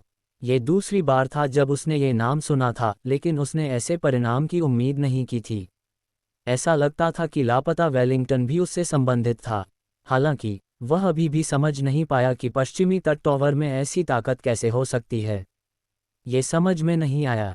लेकिन हमें ग्रासी लैंड मिलना चाहिए। जेरे ने अपने दांतों को पीस लिया। उसके पास हार न मानने का भी एक कारण था, लेकिन वह अपने कबीले के लोगों को नहीं बता सकता था। बेशक उसने फिलहाल कोई कदम उठाने की योजना नहीं बनाई थी। चूंकि जालिन को भी मार दिया गया था, इसका मतलब था कि अर्नव की ताकत निश्चित रूप से साधारण नहीं थी। हालांकि चूंकि अर्नव घायल हो गया था और घिरा हुआ था, वह जाल छोटी इना से ज़्यादा मजबूत नहीं होना चाहिए। जेरे अपने हाथ में ब्लडलाइन टॉवर के बारे में नवीनतम आधिकारिक जानकारी पकड़े हुए था। ऐसा लगता है कि मुझे सभी अधीनस्थ ताकतों से संपर्क करना होगा। उसने दूसरों के साथ सेना में शामिल होने और ब्लडलाइन टॉवर को नष्ट करने की योजना बनाई। बेशक, उसकी अपनी योजना थी, जो ये खबर फैलाना था कि ब्लडलाइन टॉवर ने आत्मसमर्पण कर दिया था। वे एक पार्टी आयोजित करने की भी हिम्मत करते हैं। जेरे स्नेल, उसे विश्वास नहीं था कि कोई भी बल जाएगा। उसका मानना था कि अन्य बल उसे कुछ चेहरा देंगे। आखिरकार, वह मंतिकोर परिवार का नेता था। जेरे की योजना कितनी सफल होगी, ये देखते हुए कि अर्नव की ताकत को पहले से ही कम करके आंका गया है। 370 दावत। 2 महीने पलक झपकते ही बीत गए। ब्लडलाइन सिटी का जीर्णोद्धार कार्य मूल रूप से पूरा हो गया था और दावत का समय भी निश्चित हो गया था। यह 1 सप्ताह में होगा। 1 सप्ताह बाद पूरा ब्लडलाइन सिटी तुरंत शोरगुल वाला हो गया। अनगिनत जादूगर अपने घरों से बाहर निकल आए और शहर को विभिन्न रंगों की लालटेन और झालरों से सजाया गया था। हर कोई बहुत खुश था। शहर के शीर्ष पर एक विशाल हॉल में ब्लडलाइन टॉवर के जादूगर पहले ही इकट्ठा हो चुके थे। ग्लेन पहले ही भव्य कपड़े की एक परत में बदल चुका था और हॉल के बाहर खड़ा था, लेकिन उसका भाव बहुत अच्छा नहीं था। सर, ये पुष्टि हो गई है। ब्लडलाइन टॉवर के पास की कोई भी ताकत नहीं आई है। अलिडा ग्लेन के पास आए और कहा, क्या ऐसा है? ग्लेन ने असहाय होकर आह भरी। हालांकि वह इस बारे में असहाय था, उसने इन ताकतों की कार्रवाई को पूरी तरह से समझा। मंतिकोर कबीला अभी तक पूरी तरह से नष्ट नहीं हुआ था। अगर वे नहीं आना चाहते थे तो ऐसा ही हो। वे इसे ब्लडलाइन टॉवर के भीतर एक उत्सव के रूप में मान सकते थे। सर, अर्नव जल्द ही यहाँ होंगे और हम शुरू कर सकते हैं, ग्लेन ने अलिडा से कहा। हाँ, मैं अब लॉर्ड को बुलाने जाता हूँ। अलिडा ने सिर हिलाया और बाहर चली गई। ग्लेन हॉल में चला गया। हॉल में पहले से ही कई जादूगर थे। ये ताकतें ज़्यादातर ब्लडलाइन टॉवर से संबंधित थीं। इस समय ये लोग भी फुसफुसा रहे थे। ऐसा लगता है कि कोई बड़ी शक्ति आने की हिम्मत नहीं करती है। अंत में केवल वही आएंगे जो मना नहीं कर सकते। एक मांसपेशी वाले जादूगर ने अपना सिर हिलाया। क्या ऐसा नहीं है? वे अभी भी मंतिकोर परिवार से डरते हैं। एक और बूढ़े व्यक्ति ने आह भरी। हे, मुझे लगता है कि ब्लडलाइन टॉवर जल्द ही या बाद में नष्ट हो जाएगा। मंतिकोर परिवार ब्लडलाइन टॉवर को जाने नहीं देगा। उनमें से कुछ ब्लडलाइन टॉवर में इतने दिलचस्पी नहीं रखते थे। उन्हें लगा कि ब्लडलाइन टॉवर ने उन्हें एक अज्ञात जोक, छोटी इमा उठाने के लिए मजबूर किया है। शांत शांत, सर अर्नव यहाँ हैं। अचानक दरवाजे पर एक जादूगर ने चिल्लाया। हर कोई तुरंत शांत हो गया और दरवाजे की ओर देखा। ग्लेन हॉल के बिल्कुल सामने खड़ा था, देख रहा था। अलिडा पहले प्रवेश करने वाली थी, उसके बाद अर्नव था। वह एक काली जादूगर के लबादे में कपड़े पहने हुए था, उसके हाथ खाली थे। वह बहुत सहज दिख रहा था और उसके चेहरे पर हमेशा एक हल्का मुस्कान था। अर्नव को प्रवेश करते देख जिन लोगों ने ब्लडलाइन टॉवर के बारे में बुरा बोला था, उन्होंने बोलने की हिम्मत नहीं की। हालांकि उन्होंने ब्लडलाइन टॉवर के भविष्य के बारे में ज्यादा नहीं सोचा। अर्नव एक शानदार चंद्रमा शक्तिघर था। चूंकि तुम यहाँ हो अर्नव, और मुझे लगता है कि हर कोई यहाँ है, चलो शुरू करते हैं, ग्लेन ने अर्नव से कहा। जरूर, अर्नव ने सिर हिलाया और ग्लेन की ओर चला गया। ग्लेन ने किनारे से एक बॉक्स निकाला। जब उसने बॉक्स खोला तो अंदर एक सुनहरी अंगूठी थी। यह मानव टॉवर मास्टर की पहचान थी। वास्तव में अर्नव ने कल इस अंगूठी को देखा था और जानता था कि यह एक उच्च स्तरीय जादूगर अंगूठी थी। ये जादूगर युग से नीचे पारित की या गया था और एक चौथे चक्र जादूगर उपकरण था। इसका कार्य 50 इकाइयों के आकाशीय तारों को संग्रहित करना था, जिसका उपयोग एक जादूगर किसी भी समय कर सकता था। अर्नव भी बहुत आश्चर्यचकित था। उसे उम्मीद नहीं थी कि एक मानव टॉवर मास्टर वास्तव में चौथे चक्र जादूगर उपकरण प्राप्त करेगा। उस समय अर्नव ने पूछा भी था। वह अभी भी ग्लेन का जवाब नहीं भूला था। इस चीज को बहुत अधिक मानसिक शक्ति की आवश्यकता होती है। जादूगर इसका उपयोग नहीं कर सकते हैं। मैं इसके बजाय इसे पहचान के प्रमाण के रूप में उपयोग करता हूँ।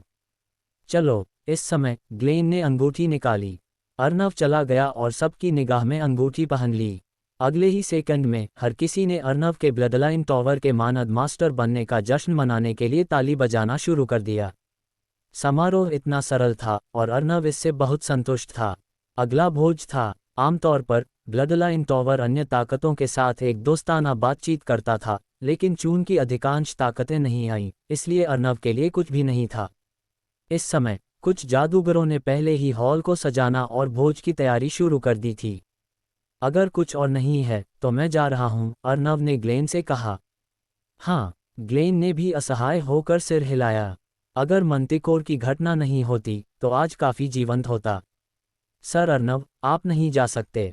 अगर आप चले जाते हैं तो क्या मैं यहाँ व्यर्थ में नहीं आया हूँ। इस समय हॉल के बाहर से एक सुखद आवाज आई। हर किसी ने उत्सुकता से देखा और एक महिला को धीरे धीरे अंदर चलते हुए देखा। बैंगनी जादूगर का लबादा एक पके आड़ू की तरह उसकी घुमावदार आकृति पर जोर देता था। उसके चेहरे पर एक हल्का मुस्कान था क्योंकि वह इत्मीनान से अंदर चली गई थी। उसका शरीर एक बेहोश सुखद गंध उत्सर्जित कर रहा था। महिला मुख्य हॉल में आई और एक मुस्कान के साथ कहा, चार्म मैंशन, शानदार चंद्रमा जादूगरनी लोबेलिया लॉर्ड अर्नव को बधाई देने आए हैं। अचानक दिखाई देने वाली महिला को देखकर हर कोई स्तब्ध था और उनके मुंह चौड़े खुले थे। कब से ब्लडलाइन टॉवर का मध्य महाद्वीप में हर जगह पाई जाने वाली एक गुट के साथ संबंध था। इसके अलावा एक शानदार चंद्रमा जादूगरनी बधाई देने आई थी। यहाँ तक कि ग्लेन भी हक्का बक्का था। उनके पास इस बल के साथ ज्यादा संपर्क नहीं था। उसने अर्नव को देखने के लिए अपना सिर घुमाया। उसकी छोटी आंखें उससे पूछती हुई लग रही थीं कि क्या वह था जिसने उसे आमंत्रित किया था। लेकिन उसने देखा कि अर्नव की आंखों में भ्रम था। अर्नव भी नहीं समझा। उसने इसके बारे में सोचा और महसूस किया कि चार्म मैंशन के साथ उसका एकमात्र संबंध लिलियाना था। जैसे कि वह अर्नव की आंखों में भ्रम देख सकती थी, लोबेलिया ने समझाया, लिलियाना मेरी छात्रा है। क्या ऐसा है? अर्नव ने सिर हिलाया। वह समझा, मैं तुम्हें बधाई देने के लिए ही नहीं बल्कि ब्लडलाइन टॉवर के साथ एक दोस्ताना रिश्ता स्थापित करने के लिए भी यहाँ आई हूँ। लोबेलिया के शब्दों ने कई जादूगरों को चौंका दिया। हालांकि चार्म मैंशन विभिन्न शहरों में फैला हुआ था, बहुत से लोग नहीं थे जिन्होंने उनके साथ संपर्क स्थापित किया था। उन्होंने अपने सहयोगियों को बहुत सावधानी से चुना। ऐसा लगता था कि चार्म मैंशन को वास्तव में ब्लडलाइन टॉवर या अर्नव के लिए उच्च उम्मीदें थीं। इस समय ग्लेन इतना जोर से हंस रहा था कि उसका दिल फटने वाला था। चार्म मैंशन ब्लडलाइन टॉवर में सबसे बड़ा सूचना संगठन था। एक बार जब वे संपर्क स्थापित करते हैं तो ये ब्लडलाइन टॉवर के लिए महान खबर होगी। तो मुझे आपको टॉवर मास्टर ग्लेन के साथ अच्छी बात करने की आवश्यकता होगी। अर्नव ने सिर हिलाया। हाँ, लोबेलिया ने सिर हिलाया और भोज हॉल में प्रवेश किया। चार्म मैंशन के आगमन ने सीधे पूरे स्थान को उड़ा दिया। इस समय लोबेलिया ने असहाय होकर अपने कंधों को ढोया। उसके शब्द सच हो गए थे और वह वास्तव में आने वाली एकमात्र ताकत थी। अचानक दरवाजे के बाहर से एक आवाज आई। लोबेलिया मुड़ गई। एक दृढ़ अभिव्यक्ति वाला एक आदमी अंदर चला गया। उसने एक भव्य सुनहरे धब्बेदार जादूगर का लबादा पहना हुआ था और उसने जो आभा दी सने लोबेलिया को और भी आश्चर्यचकित कर दिया। वह वास्तव में शानदार चंद्रमा दायरे में पहुंच गया था और वह इस लबादे को किसी और चीज के लिए कभी नहीं भूलेगी। Golden cicada merchant association. न केवल वह बल्कि अन्य जादूगर भी इस दृश्य पर चौंक गए। Golden cicada chamber of commerce यहाँ क्यों होगा? यह एक बड़ा चैम्बर ऑफ कॉमर्स था जो पूरे मध्य महाद्वीप में फैला हुआ था। अगर यह चार्म निवास होता तो उनके पास अभी भी कुछ कनेक्शन हो सकते थे, लेकिन गोल्डन सिकाडा मर्चेंट एसोसिएशन की पास में कोई शाखा नहीं थी। जैसे ही आदमी अंदर चला गया उसने सीधे पूछा, मुझे आश्चर्य है कि सर अर्नव कौन है? मैं हूँ, अर्नव ने जवाब दिया। अभिवादन सर, मैं कॉलिन हूँ। इस बार मैं गोल्डन सिकाडा मर्चेंट एसोसिएशन के सर जिन जी के आदेश पर आपसे मिलने आया हूँ। इस बार मैं लाखों जादुई क्रिस्टल लाया हूँ जिसमें शून्य रसातल पत्थर और रक्त रेखा सार शामिल हैं। इसके बाद वह यहाँ एक नई शाखा भी स्थापित करेंगे। इसके अलावा क्योंकि लॉर्ड जिन जी केंद्रीय क्षेत्र की ओर जा रहे हैं, उन्होंने मुझसे उनकी ओर से एक संदेश पास करने के लिए कहा। वह लॉर्ड हरम की मौत के बारे में भी बहुत दुखी हैं। कॉलिन का लहजा तेज और जबरदस्त था। समझ गया, इयान ने सिर हिलाया। ऐसा लगता है कि इयान ने पहले ही होम सिटी में उच्च अप को जानकारी भेज दी थी। जिन जी अब पहले से ही एक बड़ा शॉट था। इस समय अर्नव को छोड़कर अन्य लोग एक बार फिर भ्रमित थे। जिन जी, लोबेलिया ने पलक झपकाए। ये पश्चिमी क्षेत्र में एक शीर्ष स्तरीय व्यक्ति था जो पश्चिमी क्षेत्र में चार्म मैंशन के निदेशक के बराबर था। अर्नव ऐसे व्यक्ति से कैसे संबंधित हो सकता है? इसके अलावा उसने इतनी सारी आपूर्ति भेजी थी। उनका रिश्ता निश्चित रूप से उथला नहीं था। यह उस खबर से पूरी तरह से अलग था कि अर्नव किसी भी महत्वपूर्ण व्यक्ति को नहीं जानता था। दूसरी तरफ ग्लेन ने अपनी आंखें संकीर्ण कर लीं, भ्रमित दिख रहा था। वह कौन था? अन्य छोटी ताकतों के जादूगर भी शांत हो गए। उनके दिमाग में केवल एक ही विचार था, क्या वे ब्लड लाइन टॉवर में थे? इस चुप्पी में एक और जादूगर अंदर चला गया। वह एक गहरे लाल रंग के जादूगर के लबादे में कपड़े पहने हुए था और साधारण नहीं दिखता था, लेकिन उसने जो आभा उत्सर्जित की थी वह चौथे चक्र सुबह के तारे जादूगर के स्तर तक पहुंच गई थी। इस समय जब वह अंदर आया और शांत हॉल को देखा तो वह थोड़ा भ्रमित लग रहा था। जब उसने गोल्डन सिकाडा मर्चेंट एसोसिएशन और चार्म मैंशन के लोगों को देखा तो उसकी आंखें चौड़ी हो गईं, जैसे कि उसने इन ताकतों के लोगों से मिलने की उम्मीद नहीं की थी। उसका गला थोड़ा हिला और फिर उसने सावधानी से पूछा, मुझे आश्चर्य है कि आप में से कौन सा अर्नव है? मैं। अर्नव ने फिर से पलक झपकाए। जादूगर के लबादे को देखकर वह जानता था कि वह कौन था। उसे उम्मीद नहीं थी कि उसका आगमन इतने सारे पुराने दोस्तों का ध्यान आकर्षित करेगा, लेकिन ये सामान्य था। उसकी वर्तमान न पहचान हरम की छात्रा थी। अभिवादन सर अर्नव, मैं पवित्र टॉवर से हूँ। आप मुझे लुओबू कह सकते हैं। इस बार मैं अपने युवा टॉवर मास्टर सर लुओ ये की ओर से यहाँ हूँ। मैं 500,000 जादुई क्रिस्टल के लायक संसाधन लाया हूँ, जादूगर ने विनम्रतापूर्वक कहा। पवित्र टॉवर, फिर भी एक और बड़ी ताकत जो मंतिकोर से भी ज्यादा मजबूत थी। इस समय लोग पहले ही सुन्न हो चुके थे। लोबेलिया पहले से ही भीड़ में थी। तुम इतनी सारी ताकतों को कैसे जानते हो? मारा, जो किनारे पर खड़ी थी, थोड़ी आश्चर्यचकित लग रही थी। आने से पहले जांच ऐसी नहीं थी।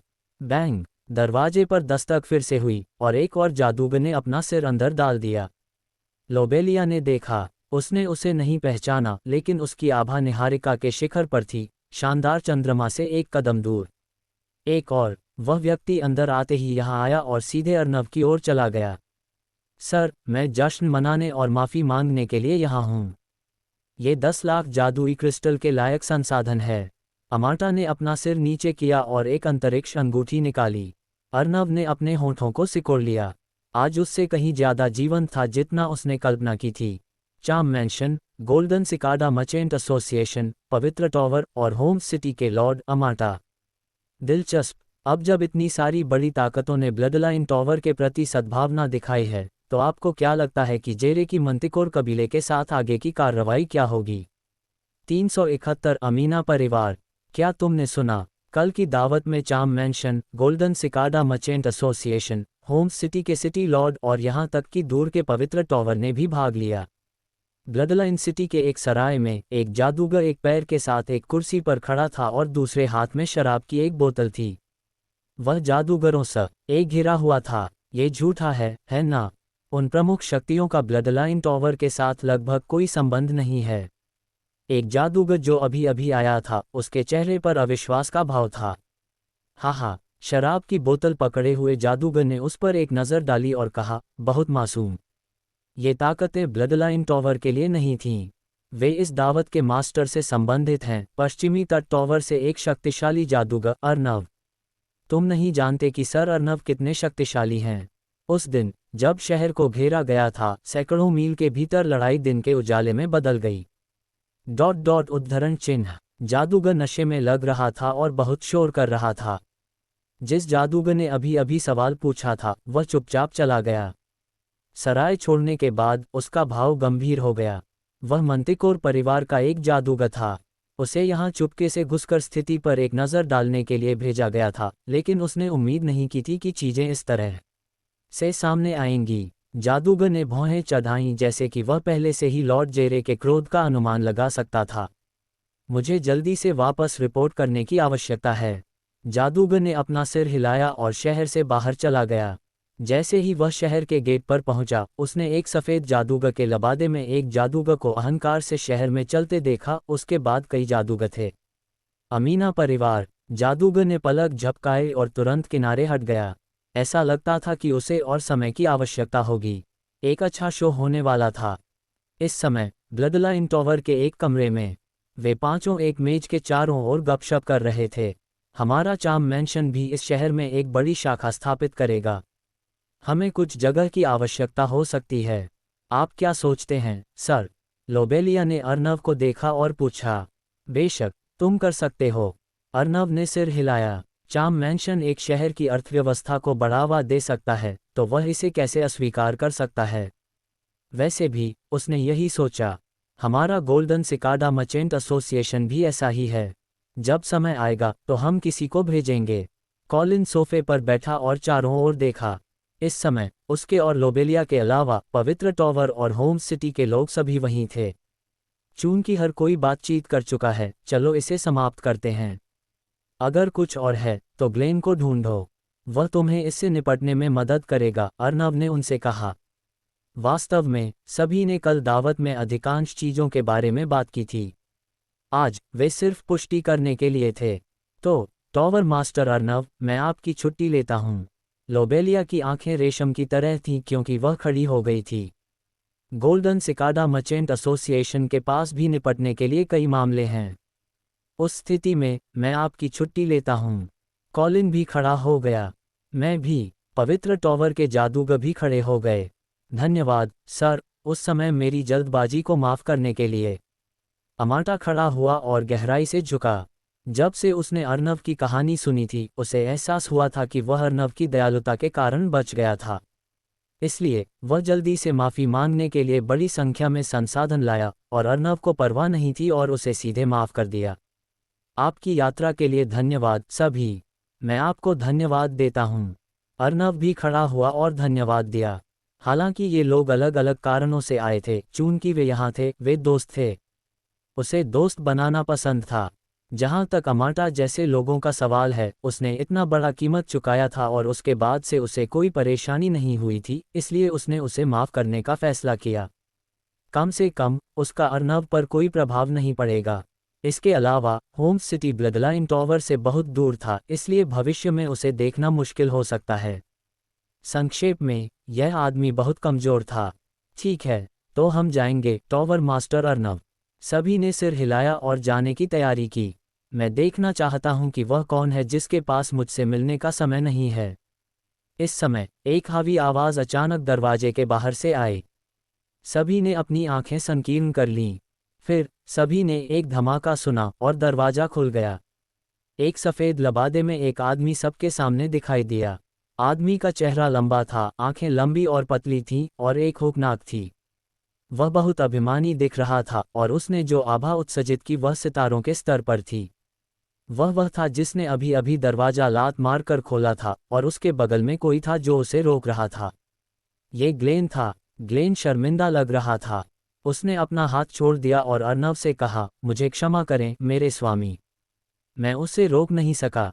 ये ठीक है। अर्नव ने अपना सिर हिलाया और अपने सामने वाले आदमी को देखा। उसने पूछा, क्या मुझे पता चल सकता है कि मेरे सामने ये दोस्त कौन है? मुझे नहीं लगता कि मैं तुम्हें जानता हूँ। अर्नव की आवाज़ ठंडी और ठंडी हो गई, और उसने जो आभा उत्सर्जित की वह मजबूत और मजबूत हो गई। इस समय न केवल अर्नव इस जादूगर को देख रहा था, बल्कि अन्य चार भी उसे देख रहे थे। लोबेलिया और कॉलिन शक्तिशाली शानदार चंद्रमा आभा उत्सर्जित कर रहे थे, और अन्य दो भी निहारी का जादूगरों की आभा उत्सर्जित कर रहे थे। एक पल के लिए कमरे में हवा भी कांप रही थी। गल्प। सफ़ेद लबादे वाले जादूगर का गला थोड़ा हिल गया और उसके माथे पर धीरे धीरे ठंडा पसीना दिखाई दिया। गोल्डन सिकाडा मर्चेंट एसोसिएशन, चाम मैंशन, पवित्र टॉवर और कोई जिसे वह नहीं जानता था। ये ताकतें यहाँ क्यों दिखाई देंगी? सफ़ेद लबादे वाले जादूगर को साइमन कहा जाता था और वह अमीना परिवार से आया था, जो ब्लडलाइन टॉवर का एक उच्च स्तरीय गुट था। इस बार उनका लक्ष्य ब्लडलाइन परिवार के ग्रासी लैंड को प्राप्त करना था। आखिरकार, भले ही ब्लडलाइन टॉवर जीता, वे अभी भी अमीना परिवार के अधीनस्थ गुट थे। अगर उन्होंने एक अनुरोध की, या तो वे आज्ञाकारी ढंग से अनुपालन करेंगे। उन्हें केवल ग्रासी लैंड और ब्लडलाइन सिटी की आवश्यकता थी। इसलिए उसने ग्लेन को ये बताया, लेकिन ग्लेन ने सीधे इनकार कर दिया और उसे बताया कि वह ब्लडलाइन टॉवर का प्रभारी नहीं है। प्रभारी अर्नव था। स्वाभाविक रूप से उसने अर्नव से मिलने के लिए कहा, लेकिन ग्लेन ने उसे बताया कि अर्नव महत्वपूर्ण मेहमानों से मिल रहा था। हालांकि कौन सा मेहमान अमीना परिवार से ज़्यादा महत्वपूर्ण हो सकता है? वह इतना गुस्सा था कि वह ऊपर आ गया। फिर उसने ये दृश्य देखा। साइमन ने उन ताकतों को देखा जिनसे ये लोग संबंधित थे। वे अमानी परिवार की तुलना में कहीं अधिक शक्तिशाली थे। वह थोड़ा स्तब्ध था, वह नहीं जानता था कि क्या करना है। ग्लेन जल्दी से अर्नव के किनारे गया और उसे बताया कि क्या हुआ था। अर्नव को अचानक एहसास हुआ कि यह आदमी तकनीकी रूप से उसका बॉस था। उसने पहले अपने मेहमानों को देखा और कहा, मुझे तुम्हें चौंकाने के लिए खेद है। यह अमीना परिवार का एक जादूगर है। ऐसा लगता है कि हमारे पास एक संघर्ष है। तुम पहले जा सकते हो, मैं इसे खुद संभाल लूंगा। मुझे विश्वास है कि तुम इसे संभाल सकते हो। लोबेलिया ने अपना मुंह ढक लिया और जाने से पहले हंस दी। हाँ, अगर तुम्हें मदद चाहिए तो तुम किसी भी समय हमसे मदद मांग सकते हो, कॉलिन ने सीधे कहा। वह रमन और जिनजी की कहानी के बारे में थोड़ा जानता था, इसलिए वह स्वाभाविक रूप से अर्नव के पक्ष में खड़ा था। तो हम आपकी छुट्टी लेंगे। पवित्र टॉवर जादूगर और अमाटा ने सिर हिलाया। इसके साथ वे चारों कमरे से चले गए, ग्लेन, अर्नव और साइमन को पीछे छोड़ दिया। अर्नव सोफे पर झुक गया और जादूगर को ऊपर देखा। नमस्ते, मैं वह अर्नव हूँ जिसे तुम देखना चाहते थे। क्या बात है? उद्धरण चिन्ह। साइमन का कठोर भाव बदल गया, एक ऐसी अभिव्यक्ति का खुलासा हुआ जो रोने से भी बदसूरत थी। उसने धीमी आवाज में कहा, मैं अमीना परिवार की ओर से आपसे कुछ चर्चा करने आया हूँ। ओह, अर्नव ने हल्का सा मुस्कुराया। साइमन पसीने से तर हो रहा था। उसने अपनी आवाज धीमी की और कहा, ये ग्रासी लैंड के बारे में है। साइमन। उसने अचानक अर्नव को उसे बुलाते हुए सुना। उसने ऊपर देखा और अर्नव को उसके किनारे आते हुए और उसके कंधे पर थपथपाते हुए देखा। वास्तव में, जब तुम अनियंत्रित होते हो तो तुम मुझे अधिक पसंद आते हो। मीटिंग रूम में मिलते हैं। अर्नव चला गया। साइमन धीरे धीरे मुड़ गया। उसने अपने कंधे पर कुछ थपथपाने से महान खतरा महसूस किया था। यह ऐसा था जैसे अर्नव उसे आसानी से मार सकता था। इस अर्नव के पास वास्तव में किस तरह की ताकत थी? ऐसा लगता था कि उसे अचानक समझ में आया कि मंतिकोर ने उन्हें क्यों बताया था कि उन्होंने छोड़ दिया है। साइमन को लगा जैसे वह थोड़ा जल्दबाजी कर रहा था। अब जब अमीना परिवार को भी अर्नव की शक्ति का एहसास हो गया है, तो आपको क्या लगता है कि साइमन की बैठक के दौरान क्या होगा, और क्या अर्नव उन्हें ग्रासी लैंड के बारे में संतुष्ट कर पाएगा? 372 व्यक्तिगत अभिवादन। सम्मेलन कक्ष में अर्नव मेज के मुखिया के रूप में बैठा था, ग्लेन किनारे पर खड़ा था और साइमन मेज के अंत में दूर था। हालांकि साइमन एक गंभीर अभिव्यक्ति के साथ मौके पर सीधा खड़ा था। उसने अपना सिर थोड़ा नीचे किया और अपने हाथों को कसकर मोड़ लिया। मुझे बताओ, अमीना परिवार की योजना क्या है? अर्नव ने पूछा। ओह सर, हमारा अनुरोध ग्रासी लैंड के स्वामित्व के संबंध में है। एक और शर्त है जिसे मुझे भी लगता है कि बहुत अधिक है, जादूगर ने अजीब तरह से जोड़ा। ये ब्लडलाइन सिटी और ग्रासी लैंड को ब्लडलाइन टॉवर से अलग करने और उन्हें अमीना परिवार का क्षेत्र बनाने के बारे में है। अर्नव का भाव अजीब था। सर, मैं भी इसके खिलाफ हूँ। आखिरकार ब्लडलाइन सिटी ब्लडलाइन टॉवर का एक अविभाज्य हिस्सा है। हालांकि परिवार ने पहले ही फैसला कर लिया है, इसलिए मैं इसके बारे में कुछ नहीं कर सकता।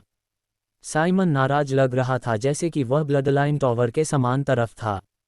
अर्नव चुपचाप इस व्यक्ति के प्रदर्शन को देखता रहा, फिर ग्लेन की ओर देखने के लिए मुड़ा, जिसका मुंह झुक रहा था, और पूछा, ग्लेन, तुम इस मामले के बारे में क्या सोचते हो? उद्धरण चिन्ह। सर अर्नव, बेशक मैं सहमत नहीं हूँ।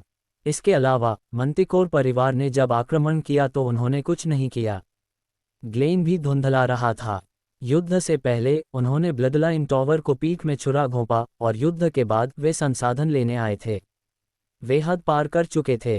अर्नव ने सिर हिलाया और साइमन को देखा। तुम क्या सोचते हो? इस समय साइमन का माथा ठंडे पसीने से ढका हुआ था। उसे लगा कि अगर वह इस सवाल का अच्छी तरह से जवाब नहीं दे सका तो उसे छोड़ने की आवश्यकता नहीं होगी। 10 सेकंड से अधिक समय तक रुकने के बाद उसने अपने दांतों को पीस लिया और कहा, सर, बेशक मैं इसके खिलाफ हूं, लेकिन ये हमारे परिवार के नेता का फैसला है।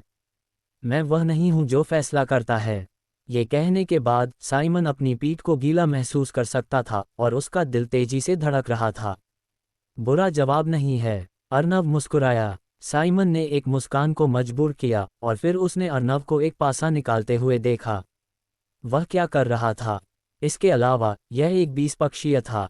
ये साधारण नहीं लग रहा था। साइमन नहीं समझा, लेकिन जब उसने मेज पर पासा कताई देखा तो उसके भाग्य को आंकने का समय आ गया था। गहरे सुनहरे पासे मेज पर घूमते रहे। ऐसा लगता था कि उनके चारों ओर एक रहस्यमय आभा घूम रही थी। पासे ने बाहर की दुनिया से सूरज की रोशनी को प्रतिबिंबित किया, जिससे यह और भी चकाचौंध भरा लग रहा था। 10 सेकंड बाद पासा रुक गया। ग्लेन और साइमन मदद नहीं कर सके, लेकिन देखा 20 अंक। अगले ही सेकंड में उसने एक बड़ा हाथ पासा लेते हुए देखा। हाथ का पीछा करते हुए उसने अर्नव को उसकी ओर मुस्कुराते हुए देखा। चिंता मत करो, मैं तुम्हारे साथ कुछ नहीं करूंगा। साइमन ने राहत की सांस ली, लेकिन अगले ही सेकंड में उसका दिल फिर से उसके गले में कूद गया। क्या अमीना परिवार ब्लडलाइन टॉवर से दूर है? अर्नव ने पूछा। खांसी। इससे पहले कि साइमन जवाब दे पाता, ग्लेन पहले ही कह चुका था, मेरे स्वामी, अमीना परिवार ब्लडलाइन टॉवर के सबसे करीब तीसरे स्तर का बल है। अगर हम एक आकाशीय की गति का उपयोग करते हैं तो हम एक दिन में वहां पहुंच सकते हैं, लेकिन अगर हम एक उड़ने वाले उपकरण का उपयोग करते हैं तो इसमें हमें लगभग 3 दिन लग सकते हैं। सर, क्या ये हो सकता है कि आप इरादा रखते हैं? ग्लेन अपने अनुमान पर कुछ हद तक विश्वास नहीं कर पा रहा था। हालांकि अर्नव ने उसे जवाब नहीं दिया। इसके बजाय उसने फिर से साइमन से पूछा, साइमन, तुम यहाँ कैसे आए? उद्धरण चिन्ह, मैं एक जादुई उड़ने वाले जानवर पर यहाँ आया, साइमन ने जवाब दिया। तो तुम्हें वापस जाने के रास्ते में मेरे साथ शामिल होने में कोई आपत्ति नहीं है ना? अर्नव ने मुस्कान के साथ पूछा। क्या? साइमन और ग्लेन ने अपने मुंह चौड़े खोले। सर, क्या आप अमीना परिवार जाने की योजना बना रहे हैं? ग्लेन ने अनिश्चित रूप से पूछा। बेशक, क्या साइमन ने नहीं कहा कि वह फैसला नहीं कर सकता? तो मैं किसी ऐसे व्यक्ति को ढूंढूंगा जो फैसला कर सकता है। इसके अलावा अमीना परिवार हमारा श्रेष्ठ बल है। यात्रा न करना उचित नहीं है। अर्नव ने अपने शरीर को फैल आया और साइमन को देखा। तुम्हें कोई आपत्ति नहीं होगी, है ना? मुझे कोई आपत्ति नहीं है। मुझे कोई आपत्ति नहीं है। साइमन का भाव रोने से भी बदसूरत था। परिवार का मुखिया एक शानदार चंद्रमा जादूगर था। तार्किक रूप से, अगर अर्नव अमीना परिवार गया तो वह काटने वाले बोर्ड पर एक मेमने की तरह होगा। हालांकि साइमन को इस बारे में एक बुरा एहसास था। तो चलो चलते हैं। हम जितनी जल्दी जाएंगे उतनी ही जल्दी वापस आएंगे। अर्नव खड़ा हुआ और साइमन को बाहर निकालने के लिए चला गया। उसने ग्लेन पर चिल्लाया, ग्लेन, मैं अगले कुछ दिनों तक तुम पर भरोसा करूंगा। निकोलस और हाइड्रा ग्रासी लैंड में हैं। अगर तुम्हें मदद चाहिए तो तुम जाकर पूछ सकते हो। बस ऐसे ही, अर्नव के निर्देशों के तहत ग्लेन ने देखा कि अर्नव साइमन को खींच रहा था। साइमन दूसरी तरफ कठोर था और अर्नव को उसे खींचने की अनुमति दी जैसे कि वह एक वनस्पति अवस्था में था। बस ऐसे ही, ग्लेन का मुंह झुक गया। क्या ये बहुत बहादुर नहीं है? अर्नव व्यक्तिगत रूप से इस पर चर्चा करने के लिए अमीना परिवार जाने के लिए तैयार था। ग्लेन के चेहरे पर भी चिंतित भाव था। वर्तमान स्थिति को देखते हुए वे ठीक से बातचीत नहीं कर पाएंगे। उसने उम्मीद की कि सब कुछ सुचारू रूप से चलेगा। 1 घंटे बाद एक तेज चील की चीख के साथ एक विशाल हरी चील आसमान में उड़ गई। अर्नव चील के बीच में बैठा था जबकि साइमन कोने में बैठा था, कांप रहा था। वैसे, क्या तुम्हारे लोगों को वापस चलने देना तुम्हारे लिए एक समस्या होगी? अर्नव अचानक मुड़ गया और पूछा। मेरे स्वामी, ये ठीक है, साइमन ने जवाब दिया। यह अच्छा है, मैं थोड़ी देर के लिए ध्यान करूंगा। जब हम अपने गंतव्य पर पहुंचे तो मुझे बुलाओ। अर्नव ने फिर से कहा। हाँ सर। साइमन ने तुरंत सिर हिलाया, लेकिन उसका दिल तेजी से कांपने से खुद को रोक नहीं सका। अमीना परिवार में 2 पंख वाले देवदूत नामक एक मानवोचित प्राणी की रक्त रेखा थी। इसमें महान शक्ति थी और वह ये था कि इसमें एक निश्चित खतरा भावना थी। जब अर्नव ने उसे धीरे से थपथपाया था तो उसे लगा था कि उसे अचानक एक विशाल खतरा का सामना करना पड़ा है, और जब उसने उसे अभी अभी खींच लिया था, वह भावना साइमन का गला थोड़ा हिल गया। उस भावना ने उसे ऐसा महसूस कराया जैसे वह एक चट्टान के किनारे पर चल रहा था। जब उसने परिवार के नेता का सामना किया था तो ये 10 गुना अधिक भयानक था। कुलपति, मुझे दोष मत देना। साइमन को एक भावना थी कि उसने इस बार कुछ बेवकूफ़ी भरा किया होगा। दूसरी तरफ कुछ मिनट बाद जब साइमन अर्नव को अपने साथ लाया, एक जादूगर जल्दी से चला गया। एक खबर जल्दी से हजारों मील तक समुद्र के पार यात्रा की और जेरे की मेज पर पहुंच गई। कमरे में जेरे ने संदेश को देखा और व्यंग्य किया। वह जानता था कि अमीना परिवार इसे पकड़ नहीं पाएगा, लेकिन वह नहीं जानता था कि अर्नव क्या विकल्प चुनेगा। हालांकि चूंकि अर्नव अमीना परिवार गया था, वह एक टुकड़े में बाहर नहीं आ पाएगा। अमीना परिवार का कुलपति उससे भी ज्यादा पापी और दुष्ट व्यक्ति था। वह किसी को भी अपनी हुकूमत को धमकी देने की अनुमति नहीं देगा। हो सकता है कि अमीना परिवार इस समस्या को हल करने में उसकी मदद करे। अच्छा, जेरे अपनी कुर्सी पर झुक गया, खुश महसूस कर रहा था। उसके अधीन संगठनों ने पहले ही अपनी तैयारियां पूरी कर ली थीं। अगला कदम हमला शुरू करने से पहले अर्नव के बारे में खबर का इंतजार करना था। समय बीत गया, पलक झपकते ही 3 दिन बीत गए। मेरे स्वामी, हम पहुंच गए हैं, ध्यान करते हुए अर्नव को साइमन ने जगाया। अर्नव ने अंगड़ाई ली और खड़ा हो गया। अगला कदम अमीना परिवार के साथ अच्छी बात करना था। आगे की कहानी। अर्नव ने अपनी आंखें खोलीं। विशाल हरी चील उतर रही थी और अमीना परिवार के मुख्यालय की आकृति दिखाई दी। यह एक विशाल किला था जो एक पर्वत श्रृंखला में बनाया गया था, जो एक लंबे समय से स्थापित तीसरे स्तर के बल का एक प्रमाण था। सफ़ेद संगमरमर की दीवारें दोपहर के सूरज में झिलमिला रही थीं, जो पंखों वाले मानवोचित प्राणियों, उनकी रक्त रेखा के 2 पंख वाले देवदूतों के राहत से सजी थीं। यह अच्छी तरह से वित्त पोषित लग रहा है, अर्नव ने गुनगुनाया। उसके चेहरे पर एक हल्की मुस्कान थी। साइमन, जो इस बात पर ध्यान कर रहा था कि उसके कुलपति उसे इस भूल के लिए कैसे दंडित करेंगे, अर्नव की आवाज़ पर झुंझला गया। हाँ सर, यह मुख्य किला है, स्काईफॉल गार्ड। जैसे ही महान चील नामित लैंडिंग प्लेटफॉर्म पर नरमी से उतरी, कई जादूगर आगे बढ़े। उनके भाव अनापेक्षित आगमन पर चिड़चिड़ापन से साइमन को पहचानने पर भ्रम में बदल गए। उनमें से दोनों निहारिका स्तर के पास आए। साइमन, इस अनापेक्षित आगमन का क्या मतलब है? और यह कौन है? तेज, संदिग्ध नज़र वाले एक मोटे आदमी, प्रमुख जादूगर ने मांग की। साइमन ने दोनों निहारिका जादूगरों को देखा, फिर अर्नव को, और अपने जीवन में पहली बार अपने परिवार के प्रति अपनी वफादारी से अधिक ठंडा भय महसूस किया। वह सीधा हुआ और बाहर निकलने में कामयाब रहा। ये लॉर्ड अर्नव है। वह ब्लडलाइन टॉवर के संबंध में कुलपति से बात करने के लिए यहाँ है। मोटे जादूगर का भाव कठोर हो गया। लॉर्ड अर्नव, वह जो हाल ही में मंतिकोर कबीले के हमले से बच गया था, उसे लगता है कि वह बस स्काईफॉल गढ़ में घुस सकता है। कुलपति उपलब्ध नहीं है। आप एक औपचारिक अनुरोध भेज सकते हैं और इंतजार कर सकते हैं। इससे पहले कि वह खत्म कर पाता, अर्नव चील की पीठ से उतर गया। उसके चारों ओर की हवा नीचे दबती हुई लग रही थी, कच्ची शक्ति के साथ नहीं, बल्कि एक मौन, भारी अधिकार के साथ। जब छोटी ईसा ने दोनों निहारिका जादूगरों को अनजाने में एक कदम पीछे हटने के लिए मजबूर किया। मुझे लगता है कि वह है, अर्नव ने कहा। उसकी आवाज़ शांत और सपाट थी, लेकिन एक अचूक वजन ले जा रही थी। उसने अपनी आवाज़ नहीं उठाई, फिर भी शब्द शांत आंगन में गूंजते हुए लग रहे थे। मैं इंतजार करने के लिए यहाँ नहीं हूँ। मैं एक व्यक्तिगत अभिवादन और चर्चा करने के लिए यहाँ हूँ। आपके परिवार ने मेरे ब्लडलाइन टॉवर के क्षेत्र और संसाधनों के संबंध में किए गए कुछ फैसलों के बारे में, जिसमें ग्रासीलैंड और मंतिकोर कबीले के साथ आपका दुर्भाग्यपूर्ण सौदा शामिल है। मोटे जादूगर ने साइमन को घूर कर देखा, भविष्य की पीड़ा का एक मौन वादा, फिर वापस अर्नव को। तुम अशिष्ट हो। क्या तुम जानते हो कि तुम कहाँ हो? यह अमीना परिवार का क्षेत्र है। मैं तुम्हें सलाह देता हूं कि तुम जहां हो वहीं इंतजार करो। मैं तुम्हें सलाह देता हूं कि तुम जाकर कुलपति को लाओ। अर्नव ने मुकाबला किया। उसकी मुस्कान गायब हो गई, उसकी अभिव्यक्ति को पूरी तरह से तटस्थ छोड़ दिया। भावना की अनुपस्थिति क्रोध से अधिक भयानक थी। उसे बताओ कि हरम का छात्र यहाँ है, और उसे बताओ कि वह ब्लडलाइन टॉवर और ग्रासी लैंड के लिए कागजी कार्रवाई लाए। हम कुछ कानूनी स्वामित्व के मुद्दों को स्पष्ट करने जा रहे हैं। माहौल अब तनाव से गाढ़ा था। प्लेटफॉर्म पर जादूगर अर्नव से निकलने वाले अमूर्त दबाव को महसूस कर सकते थे, एक दबाव जो उनकी समझ से परे एक ताकत की फुसफुसाहट करता था।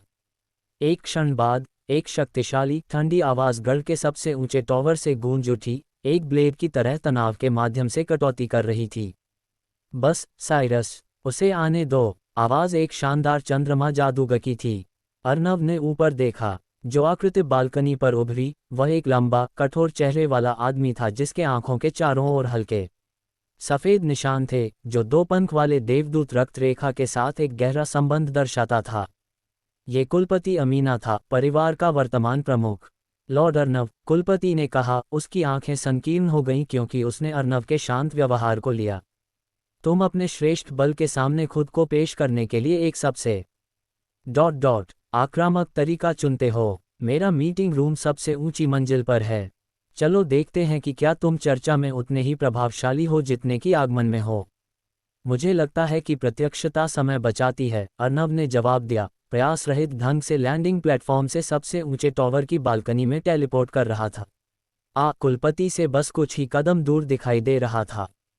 चाल की सरासर निर्भीकता और आसानी ने साइमन के माध्यम से आतंक की एक ताज़ा लहर भेजी और कुलपति के गार्ड सहित आसपास के जादूगरों को चौंका दिया। कुलपति अमीना के चेहरे ने वास्तविक आश्चर्य का एक चमक को धोखा दिया, एक ऐसा रूप जिसे उसने शायद ही कभी दिखाया हो।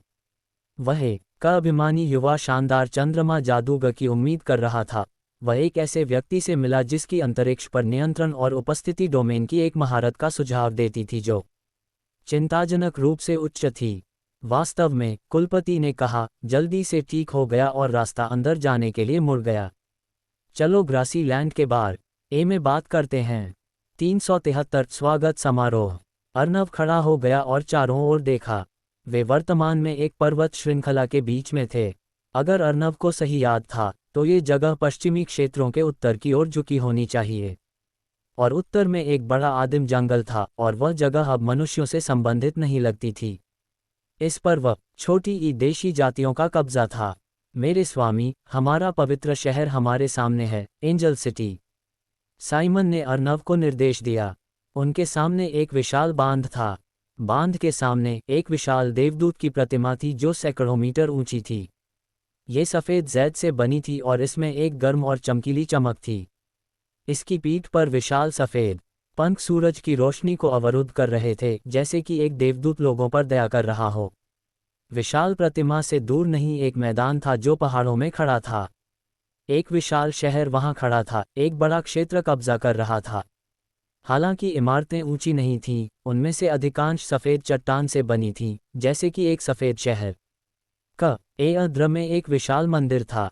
ये कहा जाना चाहिए कि यह शहर काफ़ी सुंदर लग रहा था। इस समय विशाल चील देवदूत की प्रतिमा के पास से उड़ गया और फिर दूरी में शहर की ओर उड़ गया। शहर के बाहर आसमान में 7 या 8 जादूगरों के दस्ते थे जो एक ही विशाल चील पर गश्त कर रहे थे। विशाल चील को पास आते देख जादूगरों की एक टीम तुरंत उड़ गई। क्या तुम नहीं देख सकते कि यह मैं हूँ? रास्ते से हट जाओ। साइमन तुरंत खड़ा हो गया और जादूगरों पर चिल्लाया। अगर विशाल चील रुक गई, तो उसका जीवन भी रुक सकता है। जैसा कि अपेक्षित था, जब उन्होंने साइमन को देखा तो जादूगर तुरंत एक तरफ चले गए। ये स्पष्ट था कि साइमन एक आकाशीय जादूगर के रूप में यहाँ एक बेहद उच्च स्थिति रखता था। विशाल चील ने अपने पंख फड़फड़ाए और सीधे शहर में उड़ गई। मैंने सुना है कि मास्टर साइमन ब्लडलाइन टॉवर गए थे।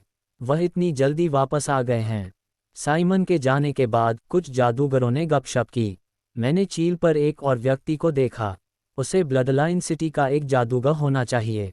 ऐसा लगता है कि इस मामले पर चर्चा की गई है। एक जादूगर ने कहा, मुझे नहीं लगता कि यह इतना सुचारू रूप से चलेगा। एक जादूगर ने सोच समझकर कहा। अन्य जादूगरों ने उसकी ओर देखा। जादूगर ने उनकी ओर देखा और हिचकिचाया। मुझे नहीं पता कि यह सिर्फ एक भ्रम है, लेकिन मुझे लगता है कि लॉर्ड साइमन अभी थोड़ा घबराया हुआ था, जैसे कि उसे अपहरण कर लिया गया हो। जैसे ही उसने ये कहा, उन कुछ लोगों ने चुप्पी में एक दूसरे को देखा। दूसरी तरफ विशाल चील सीधे शहर की दीवार तक उड़ गई। सर, उड़ने वाले जादुई जानवर शहर में प्रवेश नहीं कर सकते हैं। मुझे उम्मीद है कि आप समझते हैं। साइमन हंसा। हाँ, अर्नव ने सिर हिलाया। मेरे स्वामी, कृपया एक पल के लिए प्रतीक्षा करें। मैं अन्य जादूगरों को कुलपति को पहले सूचित करने के लिए कहूँगा। फिर मैं मेरे स्वामी को वहाँ नेतृत्व करूँगा, साइमन ने कहा। फिर उसने शहर की दीवार पर एक जादूगर को बुलाया। कुछ शब्द कहने के बाद जादूगर भाग गया। सर, इस तरह। साइमन झुक गया और अर्नव पर झुका। अर्नव आगे चला गया। साइमन फिर से खड़ा हुआ, लेकिन वह अचानक आधा रास्ते में कठोर हो गया। क्या यह मेरा क्षेत्र नहीं है? मुझे सीधा खड़ा होना चाहिए। साइमन को कुछ एहसास हुआ। उसने अपने शरीर को सीधा किया और अपना आत्मविश्वास वापस पा लिया। साइमन, जल्दी करो। इस समय अर्नव की आवाज़ दूर से आई। ठीक है मेरे स्वामी, मैं यहाँ हूँ। साइमन ने अवचेतन रूप से फिर से झुका और जल्दी से उसके पीछे चला गया। उसका भाव चाटुकारिता में लौट आया। उसके सहज कार्यों ने साइमन को अपने दिल में रुला दिया। आह, यह निश्चित रूप से ऐसा नहीं है कि मैं ताकतवर से डरता हूँ। बस इतना है कि मैं अपने मेहमानों के साथ अच्छा व्यवहार करता हूँ। साइमन ने अपने लिए एक बहाना ढूंढा और तुरंत बहुत बेहतर महसूस किया। ये सही है, अर्नव एक मेहमान था। उसके लिए ऐसा करना उचित था। ये निश्चित रूप से इसलिए नहीं था क्योंकि उसे अर्नव द्वारा पीटे जाने का डर था। हाँ, यही था। इसलिए साइमन जल्दी से उसके पीछे चला गया और अर्नव को अमीना परिवार का परिचय देना शुरू कर दिया। मेरे स्वामी, अमीना परिवार वर्तमान में ग्रीनफील्ड्स के जंगल के दक्षिण में एक बड़े क्षेत्र को नियंत्रित करता है। स क्षेत्र के बारे में जादुई पौधों की प्रचुरता को छोड़कर कुछ भी विशेष नहीं है। बाकी सब कुछ बहुत साधारण है और हमें रैंक 3 ताकतों के बीच एक मध्यम स्तरीय बल माना जाता है। हम मंत्रिकोर परिवार से थोड़ा मजबूत हैं। हमारा कुलपति एक शानदार चंद्रमा दूसरे चरण का जादूगर है। मुझे मिलाकर 6 आकाशीय, एक शानदार चंद्रमा और 4 सुबह के तारे हैं। रास्ते में अर्नव ने बातचीत सुनी और जल्द ही अमीना परिवार की एक सामान्य समझ हो गई। ये कहा जाना चाहिए कि साइमन उसे वह सब कुछ बता रहा था जो वह जानता था।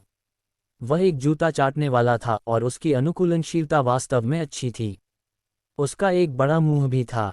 अंत में अर्नव को भी पता चला कि सेलोना, अमीना परिवार के प्रमुख की कितनी महिलाएं थीं। वह 4 थीं।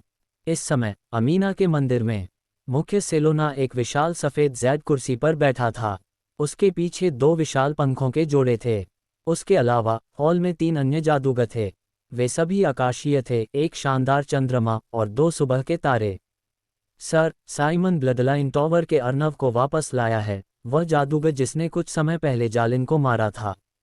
उसने ग्लेन को ब्लडलाइन टॉवर के नए अधिकार धारक के रूप में बदल दिया है। सबसे दूर दाईं ओर जादूगर ने कहा।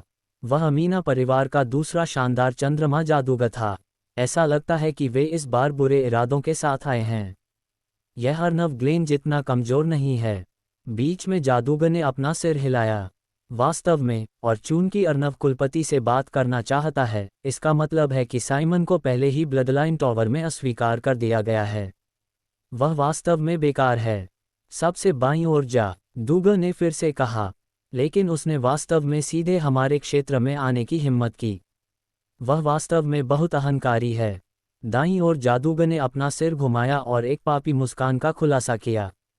कुलपति, आप क्या सोचते हैं? उसने सेलोना से पूछा, जो बीच में था। इससे पहले सलोना बिना कुछ कहे कुर्सी पर बैठा था। अब वह जादूगर की ओर मुड़ा और कहा, कोई फर्क नहीं पड़ता कि उसने किस विधि का उपयोग किया, चाहे वह एक गिरोह की लड़ाई थी या हत्या। चूंकि उसने जालिन को मारा, इसका मतलब है कि उसकी ताकत अभी भी सम्मानजनक है। लेकिन सेलोना का लहजा ठंडा हो गया। अगर वह सोचता है कि वह अकेले आकर मुझसे बातचीत कर सकता है, तो वह अभी भी दूर है। अगर वह सहमत होता है, तो वह अभी भी इस जगह को छोड़ सकता है। अगर वह सहमत नहीं होता है, तो वह हमेशा के लिए यहाँ रह सकता है। सेलोना के शब्दों को सुनकर कई जादूगर मुस्कुराए। केनन, अर्नव थोड़ी देर में मंदिर में आएगा। जाओ और उसे परीक्षण करो। मुझे उत्सुकता है कि क्या उसमें वास्तव में जालिन को मारने की क्षमता है। सेलोना बाईं ओर जादूगर की ओर मुड़ा। केनन नाम के जादूगर ने सिर हिलाया और बिना कुछ कहे बाहर चला गया। सर, अमीना परिवार का मंदिर सामने है। साइमन ने एक चौड़े रास्ते के सामने अर्नव से कहा। अर्नव ने ऊपर देखा। सड़क के अंत में एक विशाल मंदिर था। मंदिर पूरी तरह से सफ़ेद था और 16 विशाल पत्थर के खंभों द्वारा समर्थित था। ऐसा लगता था कि पत्थर के खंभों पर कई देवदूत प्राणी उकेरे गए थे। मंदिर का प्रवेश द्वार 2 विशाल पत्थर के दरवाजे थे जो 10 मीटर ऊंचे थे, बिल्कुल राक्षसों की तरह, लेकिन वे इस समय खुले थे। मेरे स्वामी, मंदिर देवदूतों की जाति के साथ उकेरा गया है। हमारे पास अभी भी कैद में इनमें से काफ़ी प्राणी हैं, साइमन ने समझाया। कैद? अर्नव ने आश्चर्य में साइमन को देखा। ये सही है, वे कैद में पाला जाता है। अन्यथा मेरे स्वामी को क्या लगता है कि एक परिवार के जादूगर रक्त रेखा कहाँ से आती है? हर प्रमुख शक्ति का अपना रक्त रेखा खेती का मैदान होता है, जो उनकी शक्ति का शुरुआती बिंदु और नींव भी है। ब्लडलाइन टॉवर में निश्चित रूप से एक है, लेकिन शायद सर इसके बारे में ज्यादा स्पष्ट नहीं है, साइमन ने कहा। अर्नव ने सिर हिलाया। ये वास्तव में पहली बार था जब वह इसके बारे में जानता था। ऐसा लगता था कि उसे वापस जाने और ग्लेन से पूछने की आवश्यकता थी। जैसे ही वे चले, वे पहले ही मंदिर के सामने सीढ़ियों पर पहुंच चुके थे। साइमन पीछे चला गया जबकि अर्नव सामने चला गया। इस समय एक लंबा जादूगर अपने हाथों में अपने हाथ के साथ मुख्य हॉल के सामने खड़ा था, पूरी तरह से रास्ते को अवरुद्ध कर रहा था। यह एक स्वागत समारोह की तरह महसूस नहीं होता है। अर्नव ने अपनी आंखें संकीर्ण कर लीं। वह देख सकता था कि मंदिर में कई जादूगर उसे देख रहे थे। ताकत का एक शो। अर्नव मुस्कुराया और उसकी आंखों में एक हल्का चांदी का प्रकाश चमका। एक हल्की मानसिक शक्ति जादूगर की ओर उछली। केनन वहीं खड़ा था जहां वह था, दोनों के आगमन को शांति से देख रहा था। वह देखना चाहता था कि अर्नव कैसे जवाब देगा। कुलपति उसके ठीक पीछे था। उसे विश्वास नहीं था कि अर्नव एक चाल चलने की हिम्मत करेगा।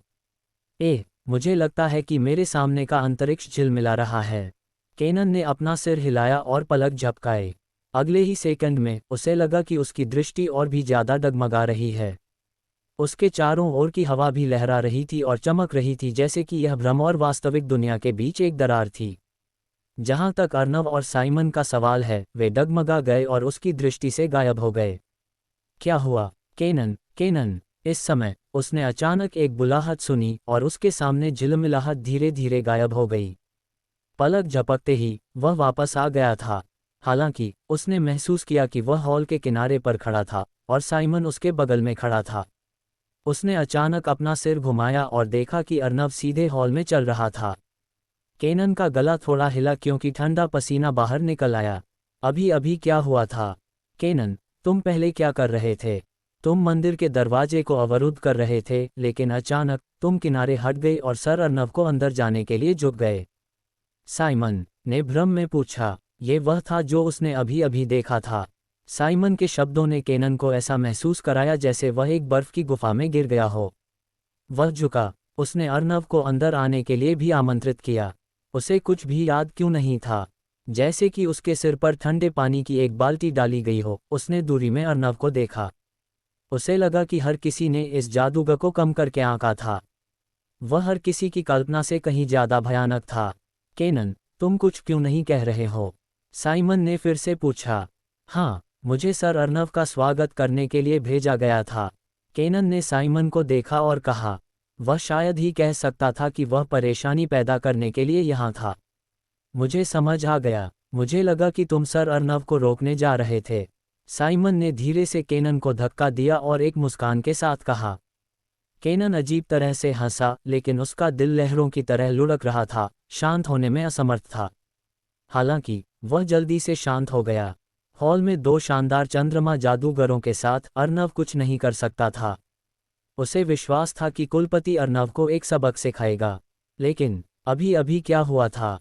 केनन अभी भी गहराई से भ्रमित था। 374 मत आना। दूसरी तरफ मंदिर में लोगों ने एक दूसरे को देखा, लेकिन किसी ने नहीं बोला। कुछ सेकंड के बाद सेलोना, जो मंदिर के ऊपर ऊंचा बैठा था, ने भ्रम में पूछा, केनन अभी क्या कर रहा था? मुझे नहीं पता। दोनों जादूगरों ने अपना सिर हिलाया। इस बार वे भी भ्रमित थे। वह बाहर जाने और पानी का परीक्षण करने के लिए सहमत हुआ था, लेकिन अंत में वह स्वागत करने के लिए बाहर गया। विस्मयादिबोधक चिन्ह। तीनों जादूगर भ्रमित थे, लेकिन उन्होंने कुछ नहीं कहा क्योंकि अर्नव पहले ही हॉल में प्रवेश कर चुका था। अर्नव हॉल के सामने चला गया, उन तीनों को देखा और कहा, ब्लडलाइन टॉवर के मानद उपाध्यक्ष अर्नव, ब्लडलाइन सिटी और ग्रासी लैंड के संबंध में अमीना परिवार के सदस्यों के साथ मामलों पर चर्चा करने के लिए यहाँ हैं। अर्नव को देखते हुए हॉल में दो लोग सेलोना के किनारे चले गए। सेलोना ने अर्नव को देखा और शांति से कहा, नमस्ते, मैं सेलोना, अमीना परिवार का वर्तमान प्रमुख हूँ। कुछ महीने पहले उत्तरी ग्रीनफील्ड में एक दंगा हुआ था। लगभग अमीना परिवार के सभी सदस्य बाहर चले गए थे। उस समय हमारे पास कर्मचारी छोटी ईयों की गंभीर कमी थी। जब मैंने ब्लडलाइन टॉवर में परेशानी के बारे में सुना तो मैं चिंतित था, लेकिन मेरे पास कोई विकल्प नहीं था। सौभाग्य से तुम ब्लडलाइन टॉवर को खतरे से बचाने के लिए आए, अन्यथा मैं वास्तव में एक पापी होता। आखिरकार तुम्हारा ब्लडलाइन टॉवर हमारी सुरक्षा में है। उद्धरण चिन्ह। सेलोना दुखी लग रहा था, जैसे कि वह सच कह रहा था। अर्नव ने अपने दिल में व्यंग्य किया। अगर वह सच्चाई नहीं जानता होता तो उसने वास्तव में सेलोना के बकवास पर विश्वास कर लिया होता। ये लोग बहुत मजबूत नहीं हो सकते हैं, लेकिन कम से कम उनके अभिनय कौशल सर्वश्रेष्ठ अभिनेताओं के स्तर पर थे। हालांकि अर्नव का उनके साथ शिष्टाचार करने का इरादा नहीं था। उसने सीधे कहा, परिवार प्रमुख सेलोना, मुझे नहीं लगता कि इस तरह की खुशगवार बातें करने की आवश्यकता है। मेरे यहाँ आने का केवल एक उद्देश्य है, और वह है ब्लडलाइन टॉवर की स्थिति और ग्रासीलैंड पर चर्चा करना। ये सुनकर सेलोना के चेहरे पर भाव धीरे धीरे गायब हो गया। उसने सोच समझकर कहा, तुम्हारा क्या मतलब है? मुझे नहीं लगता कि ब्लडलाइन टॉवर के लिए अब एक अधीनस्थ होना उचित है। अर्नव ने बिना किसी डर के उन तीनों को देखा। क्या स्थान? दूसरे शानदार चंद्रमा जादूगर ने एक लंबा चेहरा खींचा और ठंडे ढंग से कहा, ब्लडलाइन टॉवर को अमीना परिवार द्वारा संरक्षित किया जाता है। बदले में ब्लडलाइन टॉवर हमें कुछ मदद और संसाधन प्रदान करता है। एक अधीनस्थ के रूप में क्या तुम्हें लगता है कि कोई समस्या है? उद्धरण चिन्ह। एक शानदार चंद्रमा जादूगर का दबाव अचानक फैल गया, अर्नव पर दबाव डाल रहा था। हवा में धूल भी थोड़ी कांप गई। दबाव अर्नव पर छा गया, लेकिन अर्नव अप्रभावित था। अगले ही सेकंड में अर्नव के शरीर से एक और भी अधिक आभा एक ज्वालामुखी विस्फोट की तरह फूट पड़ी। हॉल थोड़ा कांप गया और जादूगर ने कुछ कदम पीछे ले लिए। उसने एक गंभीर अभिव्यक्ति के साथ अपना सिर उठाया, यहाँ तक कि सेलोना का भाव भी बदल गया। भले ही वह नहीं था जिसे अभी अभी दबाव सहना पड़ा था, फिर भी उसने उत्पीड़न की एक विशाल भावना महसूस की। अर्नव उससे ज़्यादा मजबूत लग रहा था जितना उसने कल्पना की थी। हालांकि कुछ मुद्दे थे जिन पर समझौता नहीं किया जा सकता था। वह अचानक भान सिकोड़ लिया और अर्नव से कहा, ब्लडलाइन टॉवर की स्थिति के संबंध में इसके बारे में बात करने की आवश्यकता नहीं है। ये दोनों गुटों के पिछले नेताओं द्वारा सहमत एक शर्त है, लेकिन हम ग्रासीलैंड के बारे में बात कर सकते हैं। अर्नव, सेलोना का लहजा थोड़ा नर्म हो गया। तुम्हारी ताकत ने मेरा सम्मान जीता है। मैं तुम्हें ग्रासीलैंड दे सकता हूं जब तक कि तुम एक साल में 300,000 जादुई पत्थर का भुगतान करते हो। अर्नव को अचानक ग्लेन की भावनाएं समझ में आईं। अर्नव ने एक गहरी सांस ली और कहा, मुझे तुम्हें अपने विचार बताने दो। जरूर, सेलोना ने सिर हिलाया। सबसे पहले, ब्लडलाइन टॉवर आज से एक स्वतंत्र बल होगा। यह अमीना परिवार सहित किसी भी बल से जुड़ा नहीं होगा। अर्नव ने अपना हाथ बढ़ाया और जार बड़ी ई रखा। दूसरा, ग्रासीलैंड एक संसाधन है जो ब्लडलाइन टॉवर से संबंधित है। तीसरा, इस तथ्य के कारण कि मंटिकोर के हमले के दौरान अमीना परिवार ने कुछ नहीं किया, तुम्हें ब्लडलाइन टॉवर को कुल 1.5 मिलियन जादुई क्रिस्टल का भुगतान करना होगा। क्या तुम्हें कोई आपत्ति है? अर्नव एक ही सांस में बोल गया और फिर उन तीनों को देखा। तुम्हारी हिम्मत कैसे हुई? क्या तुम जानते हो कि तुम क्या कह रहे हो? क्या तुम विद्रोह कर रहे हो? दूसरे जादूगर ने दहाड़ लगाए और अर्नव की ओर इशारा किया। अगले ही सेकंड में एक विशाल मानसिक हथेली संघनित हुई और जादूगर के चेहरे पर लगी। धमाका! जादूगर उड़ गया और हॉल के पत्थर के खंभे से टकरा गया। एक मुंह भर रक्तसार थूक दिया। अर्नव, इसे आगे मत बढ़ाओ। सेलोना खड़ा हो गया और अर्नव को देखा। उसके पीठ से सफ़ेद पंखों की एक जोड़ी धीरे धीरे बढ़ी। दूसरे आकाशीय की आंखें धीरे धीरे सफ़ेद सुनहरी हो गईं क्योंकि उसने अर्नव को घूर कर देखा। तो तुम लोग सहमत नहीं हो? अर्नव ने अपने शरीर को फैलाया और पूछा। बिल्कुल नहीं, सेलोना ने आकलन किया। अर्नव ने सिर हिलाया, फिर अपनी कलाई को हिलाया और धीरे धीरे उन दोनों के पास पहुंचा। दोनों जादूगरों ने एक कदम पीछे ले लिया। तुम क्या कर रहे हो? मत आना, कुछ भी जल्दबाजी मत करो, दोनों जादूगरों ने चिल्लाया। उस आंदोलन के साथ खतरे की एक घातक भावना तुरंत उनके दिलों के चारों ओर लिपटी। खतरे की यह भावना अर्नव से आई थी। इस समय मॉर्निंग स्टार जादूगर पहले से ही एक कोने में सिकुड़ा हुआ था। डर में अर्नव को देख रहा था जैसे कि वह एक भयानक जानवर को देख रहा था। अर्नव, तुम क्या कर रहे हो? सेलोना की आवाज़ तेज और तेज हो गई जैसे उसने बात की। तुम्हें क्या लगता है? बेशक, मैं तुम्हारे साथ बातचीत करने की कोशिश कर रहा हूँ। अर्नव ने एक दयालु मुस्कान का खुलासा किया। सेलोना मुड़ गया और देखा कि लगभग 10 मीटर ऊंचा दरवाजा एक धमाके के साथ बंद हो गया था। सभी स्थान जो रोशनी कर सकते थे वे तुरंत छायाओं से ढके हुए थे।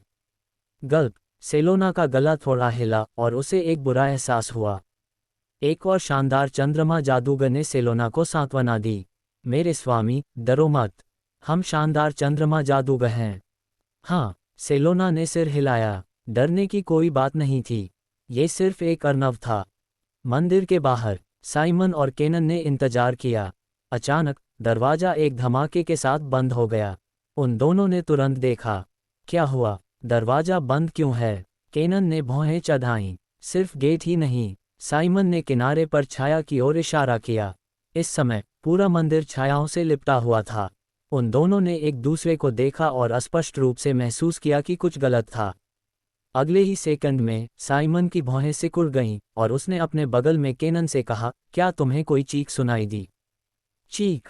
जादूगर ने भौहें चढ़ाईं। ध्यान से सुनने पर वास्तव में आह की चीखें, मुझे छोड़ दो और मैं सहमत हूं, जैसे शब्दों के साथ मिली हुई लगती थीं। आवाज़ कहाँ से आए? उन दोनों ने एक ही समय में अपना सिर घुमाया और मंदिर को देखा। ऐसा नहीं हो सकता। साइमन का मुंह झुक गया क्योंकि उसने स्पष्ट रूप से कुछ अनुमान लगाया। केनन का पूरा शरीर कांपने लगा। अभी अभी की आवाज़ दो शानदार चंद्रमा लॉर्ड्स की आवाज़ लगती थी। अभी अभी जो हुआ था उससे सोचकर वह कुछ समझ गया लगता था। क्या हमें छायाओं को तोड़कर अंदर जाकर एक नज़र डालनी चाहिए? साइमन अचानक मुड़ गया और केनन से पूछा।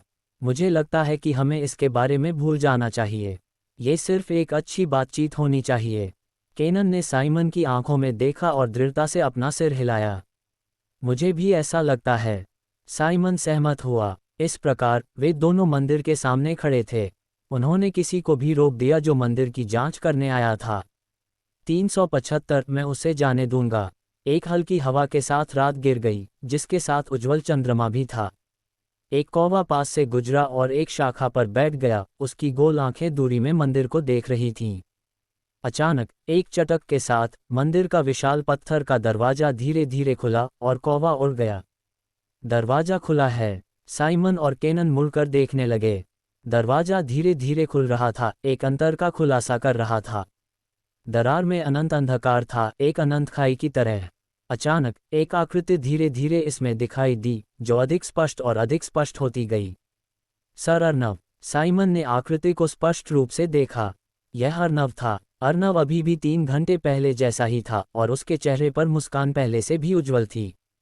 विशाल पत्थर का दरवाजा 10 मीटर ऊंचा था और छोटा अंतर अर्नव सहित आम लोगों के लिए गुजरने के लिए पर्याप्त था। साइमन जल्दी से अर्नव के किनारे आया और पूछा, मेरे स्वामी, चर्चा कैसी रही? तुम्हारा परिवार प्रमुख काफी आसानी से बात करता है। ये तय हो गया है। अर्नव मुस्कुराया और साइमन के कंधे को थपथपाया। उद्धरण चिन्ह। मुझे यहाँ लाने के लिए धन्यवाद, लेकिन अब जब मैंने काम पूरा कर लिया है तो मैं जा रहा हूँ। अगर तुम्हें मौका मिले तो ब्लडलाइन टॉवर आने के लिए आओ। अगले ही सेकंड में अर्नव एक रक्त लाल प्रकाश में बदल गया और आसमान में उड़ गया। फिर वह जल्दी से उनकी दृष्टि से गायब हो गया। क्या वह बस ऐसे ही जा रहा है? साइमन हक्का बक्का था। साइमन, क्या तुम अंदर जाकर एक नज़र डालना चाहते हो? अचानक केनन साइमन के पास आया और पूछा। मुझे लगता है कि हमें थोड़ी देर इंतजार करना चाहिए। तुम क्या सोचते हो? साइमन ने युक्तिपूर्वक सुझाव दिया। मुझे लगता है कि तुमने जो कहा वह समझ में आता है। केनन ने सिर हिलाया। उसकी आवाज़ से अंदर की स्थिति शायद उसके सोचने से भी बदतर थी। बस ऐसे ही 1 घंटा बीत गया इससे पहले कि अंदर से एक आवाज़ आई, केनन, साइमन, अंदर आओ। साइमन और केनन ने एक गहरी सांस ली और अंदर चले गए। हॉल में चांदी की रोशनी मंदिर के ऊपर से चमक रही थी, जिससे वे दोनों मुश्किल से अंदर क्या था देख पा रहे थे। चारों ओर देखने के बाद वे दोनों शांत हो गए। मंदिर के अंदर सेलोना सिंहासन पर झुका हुआ था। उसका चेहरा फूला हुआ था और उसकी एक आंख से खून बह रहा था। उसके कपड़े फटे हुए थे और खून से सने हुए थे, और वह सबसे दुखी नहीं था। अन्य दो सिंहासन के बगल में हाँफ रहे थे और उनकी स्थितियां सेलोना से बेहतर नहीं थीं। सर, आप। साइमन का गला थोड़ा हिला। मैं ठीक हूँ, मैं ठीक हूँ, फुफकार। सेलोना ने कहा। साइमन, तुम कहते हो, लेकिन तुम खून थूक रहे हो। ये वास्तव में विश्वास दिलाने वाला नहीं है। सर, अर्नव पहले ही चला गया है, केनन ने कहा। उसे जाने दो, मैं उसे धमकाना नहीं चाहता, इसलिए मैं उसे इस बार छोड़ दूंगा। सेलोना ने उदासीनता से अपना हाथ हिलाया। साइमन और केनन ने एक दूसरे को देखा। उसने पिछले 3 घंटों में वास्तव में क्या अनुभव किया था? कौन धमकी दे रहा था? ओह, ठीक है, आज जो कुछ भी हुआ उसके बारे में किसी को भी किसी को बताने की अनुमति नहीं है, सेलोना ने जारी रखा। हाँ, सर, हमें ब्लडलाइन टॉवर के साथ क्या करना चाहिए? केनन ने पूछा। जैसे कि उन्होंने कुछ दुखद सोचा हो, जमीन पर मौजूद 2 लोगों ने एक ही समय में आंसू बहाए। पूरे 5 मिनट के बाद सेलोना ने आखिरकार कहा, अब से ब्लडलाइन टॉवर अभी भी सतह पर हमारा रहेगा और कुछ भी बदलेगा नहीं। हालांकि अब से चाहे वह वार्षिक प्रसाद हो या ब्लडलाइन टॉवर के अन्य संसाधन, उनका हमसे कोई लेना देना नहीं होगा।